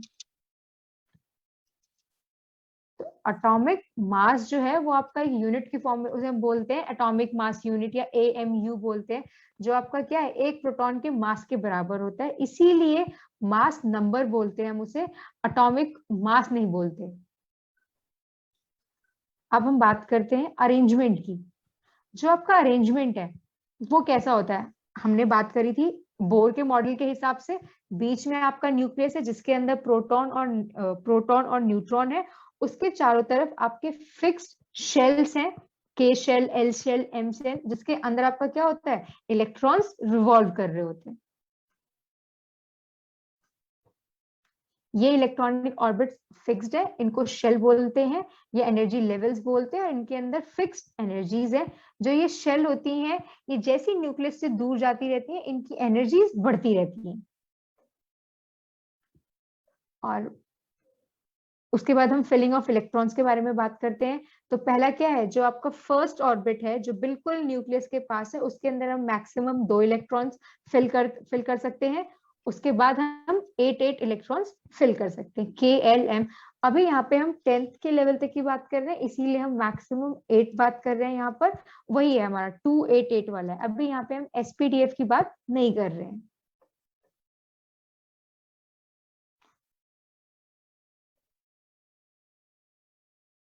जैसे बोला कि फर्स्ट शेल में 2 इलेक्ट्रॉन होते हैं, आगे 8 इलेक्ट्रॉन्स होल्ड कर लेते हैं। अब बच्चों के लिए, इवन आपके लिए भी ये है कि मतलब ये एक इंटरेस्टिंग आइडिया है कि अभी आजकल हम ऑनलाइन क्लासेस ले रहे हैं, वेबिनार ले रहे हैं, तो यहाँ पे एक फेट सिमुलेशन है आपका। इसके अंदर प्रोटॉन, न्यूट्रॉन, इलेक्ट्रॉन चेंज करेंगे हम नंबर्स, तो हमें यहाँ पे आपको एटम्स के बारे में पता चलेगा। ये मैंने 1 मिनट, हाँ, यहाँ पे है, ये एक ऐप है जो आपका ऑनलाइन और ऑफलाइन दोनों अवेलेबल है। आप डालेंगे फेट सिमुलेशन तो वहां पे आपको मिल जाएगा। इसका लिंक भी मैं आपको फॉरवर्ड कर दूंगी थोड़ी देर में। जैसे यहाँ पर है, आप एक प्रोटॉन ले गए, उसने बताया ये हाइड्रोजन हो गया, मगर इसके ऊपर उसने पॉजिटिव चार्ज भी दिखाया, तो इसका मतलब क्या है, हमें यहाँ पे एक इलेक्ट्रॉन भी दिखा, अब न्यूट्रल हो गया। आप इसके अंदर एक न्यूट्रॉन डाल सकते हैं। अगर अब हम इसका प्रोटॉन बढ़ा रहे हैं तो आप देखिए इसका नाम बदल गया, हीलियम। अब इसके अंदर हम इलेक्ट्रॉन की संख्या, मतलब इलेक्ट्रॉन का चेंज कितना भी कर ले, मगर उसका नाम नहीं बदल रहा है, अभी भी वो हीलियम ही है। तो इस बात से हम साबित कर सकते हैं कि जो एटॉमिक नंबर है वो आपका प्रोटॉन पे ही डिपेंड करता है। यहाँ इलेक्ट्रॉन का चेंज करने से आपका एटम चेंज नहीं होता, मगर जैसे आप एक और प्रोटॉन बढ़ा देंगे तो उसका नाम फिर चेंज हो गया, लिथियम हो गया। तो इस ऐप से आप बच्चों को क्या दिखा सकते हैं यहाँ पे कि एटम आपका न्यूट्रल कब है, उसमें पॉजिटिव चार्ज कम है, उसमें आपका नेगेटिव आयन कब बनता है, आपका स्टेबिलिटी की बात भी करते हैं। अगर इसको हम स्टेबल वाला भी, इसमें एक ऑप्शन है, क्लिक कर देते हैं तो देखिए दिखा रहा है अनस्टेबल है। लिथियम जो है उसके अंदर 3 प्रोटॉन तो है, ठीक है, मगर अगर 2 न्यूट्रॉन रखेंगे तो वो अनस्टेबल है। जैसे ही हम एक न्यूट्रॉन और ले जाते हैं वो स्टेबल हो जाता है। कि लिथियम जब भी है, एग्जिस्ट करता है, तो उसके अंदर 3 प्रोटॉन होते हैं और 3 न्यूट्रॉन होते हैं। तो इस ऐप के जरिए हम काफी ज्यादा चीजें बच्चों को समझा सकते हैं। और यहाँ पे आप देख रहे हैं वो number of proton, number of neutron और नंबर ऑफ इलेक्ट्रॉन भी दिखा रहा है। यहाँ पे उसकी ऑर्बिट्स दिखा रहा है। आप इसको चेंज करें तो वो क्लाउड्स की फॉर्म में दिखाएगा आपको। यहाँ पे वो उसका मास नंबर कैलकुलेट करेगा, यहाँ पे नेट चार्ज दिखाएगा, यहाँ पे वो एलिमेंट जो है आपको प्रोडक्ट टेबल में लोकेशन बताएगा। तो ये ऐप काफी सारी चीजें बच्चों को मतलब एटॉमिक स्ट्रक्चर के बारे में, number of proton, number of electron और एटम के बारे में बताता है। इसका मैं लिंक आपके साथ शेयर कर देती हूँ, 1 मिनट।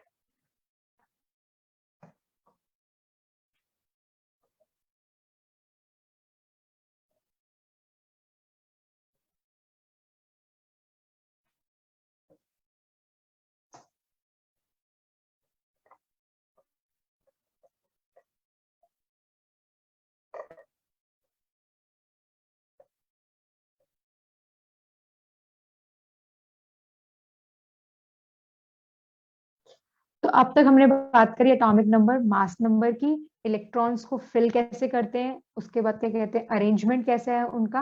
मगर अब हम यहाँ बात कर रहे हैं, अगर एक आपका एटम है जिसके अंदर 5 प्रोटॉन है और 5 ही न्यूट्रॉन, तो उसका मास नंबर क्या हो जाएगा?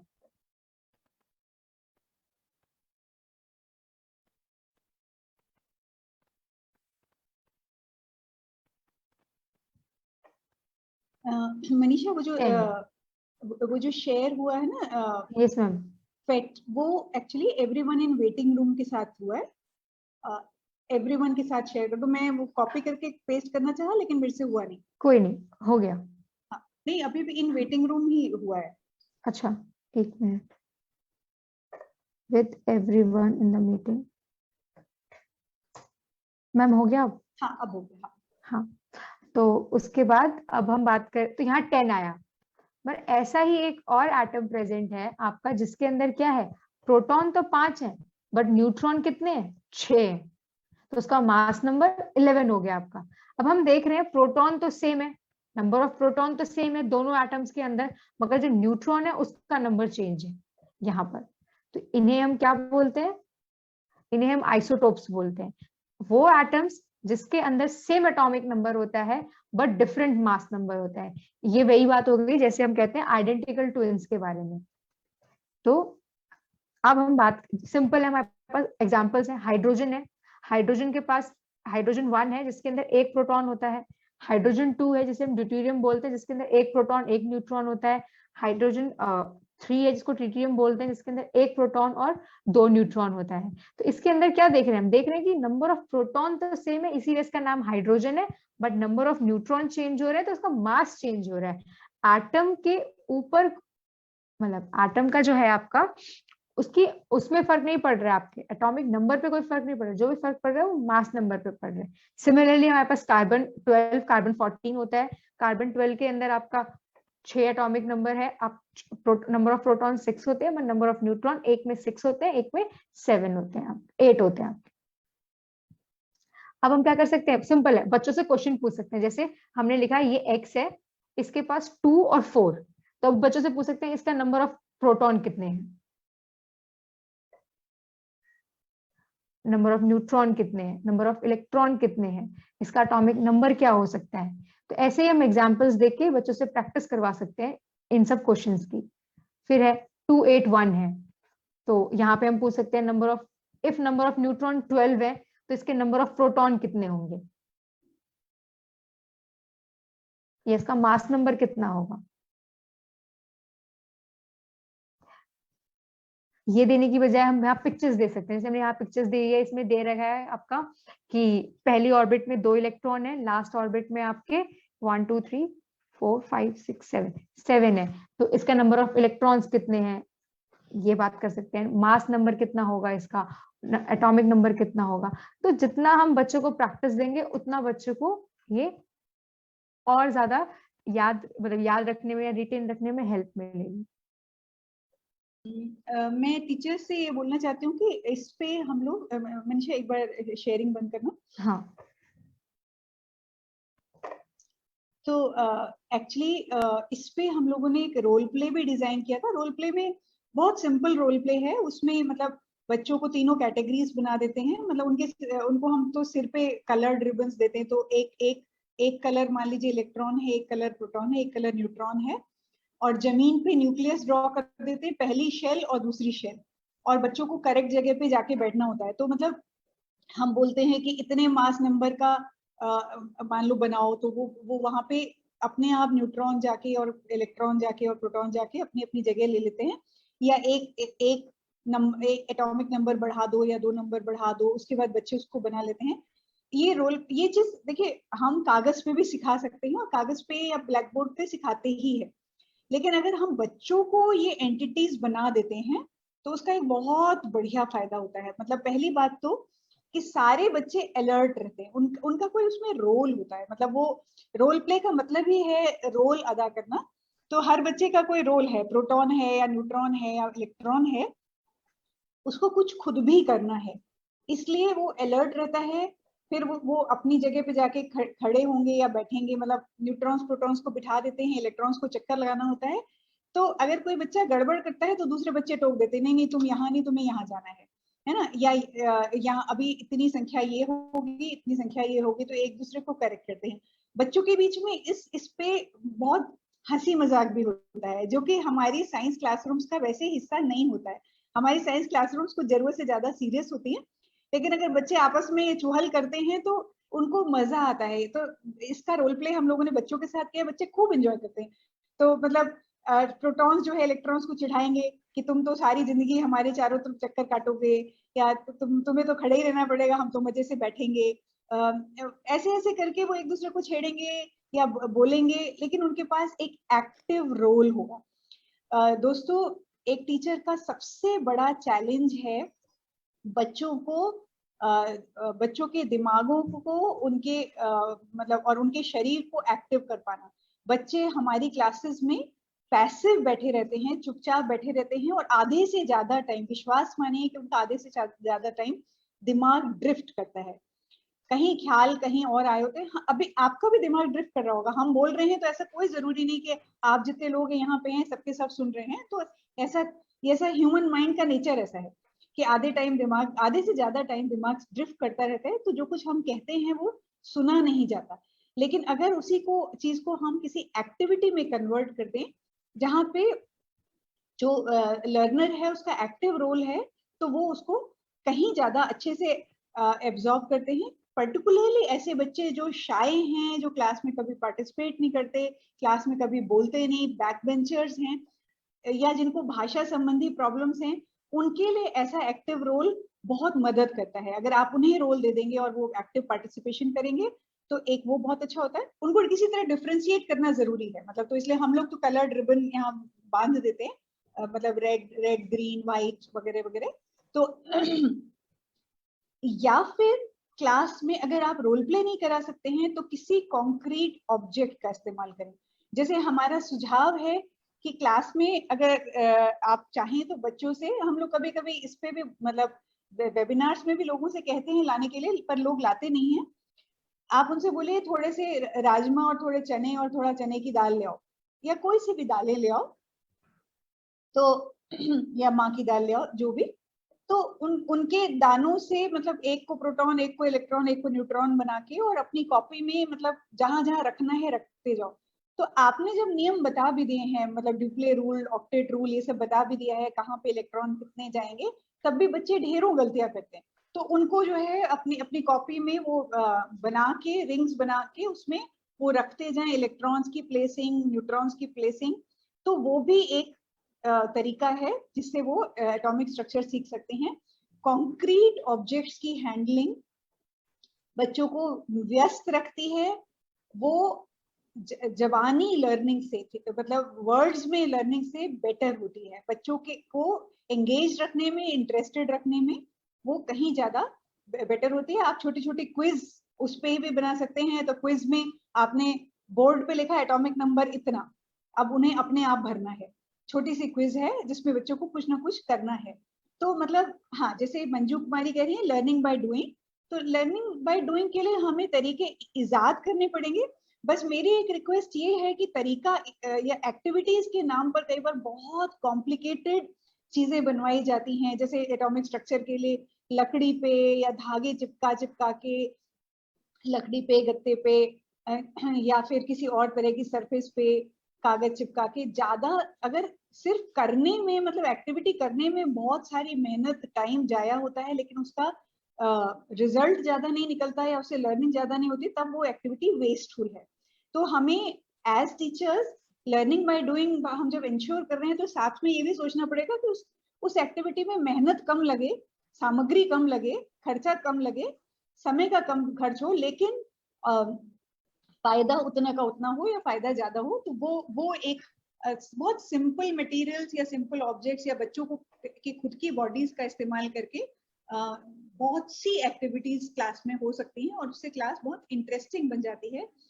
आमतौर पे एक एवरेज क्लास बच्चे की दृष्टि से काफी बोरिंग होती है, तो बच्चे उसमें एंगेज नहीं कर पाते क्योंकि वो लगातार सुन रहे होते हैं। और ये हम सब ने सुनी है ये बात कि लेक्चर मेथड सबसे ज्यादा कमजोर मेथड है इंफॉर्मेशन ट्रांसमिशन का या नॉलेज ट्रांसमिशन का। तो उसके लिए नए तरीके यूज किए जा सकते हैं। जैसे आप देख ही रहे हैं कि मतलब बच्चों को कुछ एक्सपेरिमेंट्स दिखा सकते हो।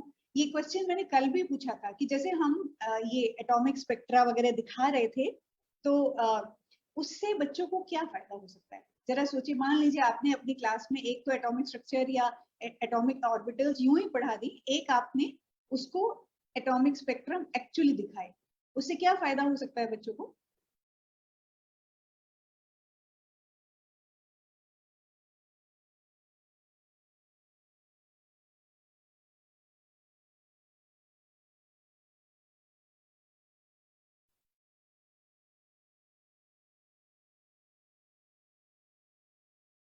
Remain in mind. हाँ, तो बच्चों को याद रहेगा डेफिनेटली। जो चीज देखी गई है या एक्सपीरियंस की गई है वो कहीं ज्यादा याद रहती है वर्ड्स के मुकाबले। केवल वर्ड्स और सेंटेंसेस केवल कहे हुए, चाहे टीचर के कहे हुए या टेक्स्ट बुक में कहे हुए, याद भी नहीं रहते। रिटेंशन बहुत पुअर होता है, लॉन्ग लास्टिंग होती है। मंजू कुमारी कह रही है वो सचमुच रिकॉग्नाइज करने लगेंगे, इजी टू अंडरस्टैंड होगा। सचमुच रिकॉग्नाइज करना भी एक बहुत इंपॉर्टेंट बात है। जैसे देखिए एटम ना तो किसी ने देखा ना आपने हमने देखा, सिर्फ शब्दों में सुना है। एटम सचमुच एग्जिस्ट करते हैं और एटम के अंदर ये एनर्जी लेवल्स या ये शेल्स सचमुच एग्जिस्ट करती हैं। इसका हम क्या सबूत दे सकते हैं? अगर हम सबूत नहीं देते तो उस बात पे भरोसा नहीं होता, उस पर विश्वास नहीं होता। बच्चे हमारी कही हुई बातों में से बहुत कम बातों पे सचमुच विश्वास करते हैं। बच्चे ऐसा मानते हैं कि ये सब जो पढ़ाया जा रहा है ये सब एग्जाम में लिखने भर के लिए, इसका उतना ही मकसद है। उसका जिंदगी से और नाता वो जोड़ते नहीं है या जोड़ पाते नहीं है। एग्जाम में लिखे, भूल गए, जला दिया। मतलब ज्यादातर एडल्ट्स अगर वो एक्टिवली उस चीज से जुड़े नहीं हैं, मतलब उस साइंस को यूज नहीं करते, तो ज्यादातर एडल्ट्स वो सब कुछ भूल जाते हैं जो उन्होंने स्कूल में पढ़ा था, क्योंकि वो सिर्फ एग्जाम भर के लिए रट लिया गया था, उसको समझा नहीं गया था, गुना नहीं गया था, एब्जॉर्ब नहीं किया गया था, या उसको अप्रिशिएट नहीं किया गया था। तो एक तरह से जब हम मान लीजिए हम एटॉमिक स्पेक्ट्रा दिखा रहे हैं, कोई भी एक्सपेरिमेंट दिखा रहे हैं, हम बच्चों के सामने सबूत पेश कर रहे हैं। सबूत पेश कर रहे हैं कि देखो ये ऐसा सचमुच नेचर में या रियलिटी में सचमुच ऐसा है। ये हम एविडेंस दे रहे हैं, एविडेंस के आधार पर साइंस बनी है। एविडेंस और रीजनिंग साइंस के दो मेजर पिलर्स हैं। क्या आधार है हमारे पास कहने का कि एटम होते हैं और एटम के अंदर शेल्स होते हैं या इलेक्ट्रॉन्स होते हैं, प्रोटॉन्स होते हैं, तो हमें वो आधार, वो एविडेंस देने के लिए तभी हम आपको ये सब जो हम आपको दिखा रहे थे, कैथोड रे ट्यूब या जो एक्सपेरिमेंट्स किए गए हिस्टोरिकली, हमें दिखाने का एक कारण है कि हम वो सबूत पेश कर रहे हैं कि इस तरह से हमने जाना कि ये सब होता है। तो हम वो सबूत दें और उसके साथ रीजनिंग कि क्यों भाई आखिरकार कैथोड रे क्यों बेंड कर जाती है और पॉजिटिव रेज क्यों बेंड करती है, न्यूट्रॉन जब रे के रूप में निकलता है तो क्यों नहीं बेंड करता, वगैरह वगैरह। एविडेंस और रीजनिंग के मिक्स से ही जो है साइंस बनती है। तो उसका जितना भी पार्ट हमारे लिए प्रैक्टिकली संभव है देना, वो हमें अगर हम देते हैं तो हमारी टीचिंग कहीं मेनी टाइम्स ज्यादा पावरफुल होती है। हाँ, मंजू कुमारी जैसे कह रही है, वो स्पॉट भी नहीं कर पाते, उसको एक्चुअली पूछिए तो एब्जॉर्ब नहीं करते, वो खाली उसको केवल रट के इतना रटते हैं, केवल इतना रटा जाता है जितना कि एग्जाम में लिख कर भुला दिया जाए। टेक्स्ट बुक्स को हमेशा के लिए भुला दिया जाता है साइंस के नाम पे। साइंस ही नहीं, साइंस, हिस्ट्री, लैंग्वेजेस, मैथ, सबको इस तरह सीखा जाता है कि एग्जाम तक याद रहे, उसके बाद भुला दिया जाए।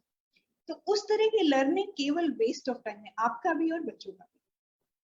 जबकि अगर हम साइंस को इस तरह पेश करें कि ये हमारी दुनिया का क्या और क्यों, क्या कैसे क्यों, हमारी दुनिया का डिस्क्रिप्शन है, हमारी दुनिया कैसे काम करती है, जिस संसार में हम पैदा हुए हैं, अगर साइंस को इस तरह पेश करते हैं तो बच्चा भले आगे साइंटिस्ट बने या ना बने, आगे वो साइंस ले या ना ले, जो कुछ उसने पढ़ा है उसके साथ रहता है, उसके साथ उसकी जिंदगी रहता है, और वो एक साइंटिफिकली इन्फॉर्म्ड सिटीजन्स बनते हैं।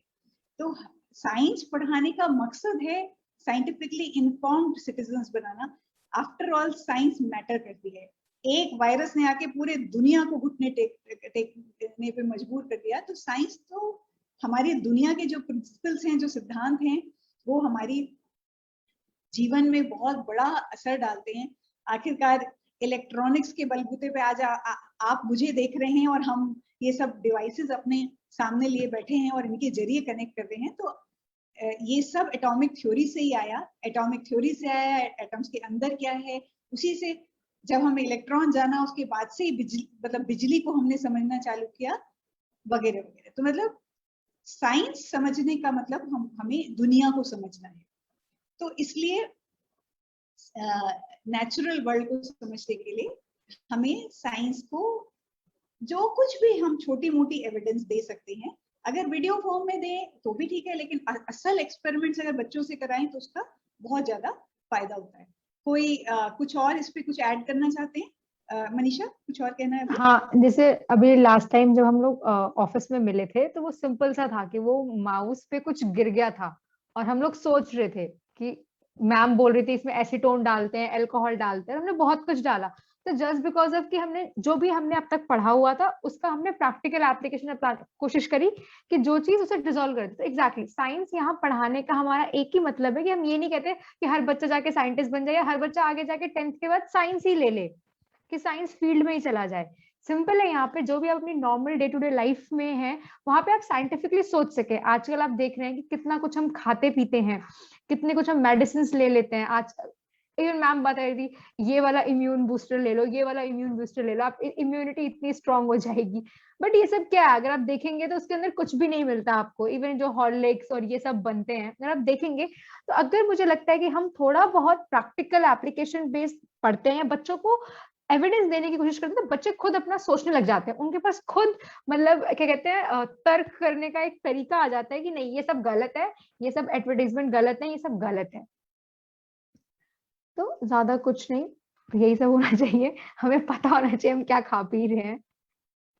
तो अगर टीचर्स में आपको किसी को कुछ कहना है तो बोल सकते हैं, अदरवाइज हम ये सेशन को यहीं पे एंड करेंगे। मैं फेसबुक रिकॉर्डिंग बंद कर रही हूँ।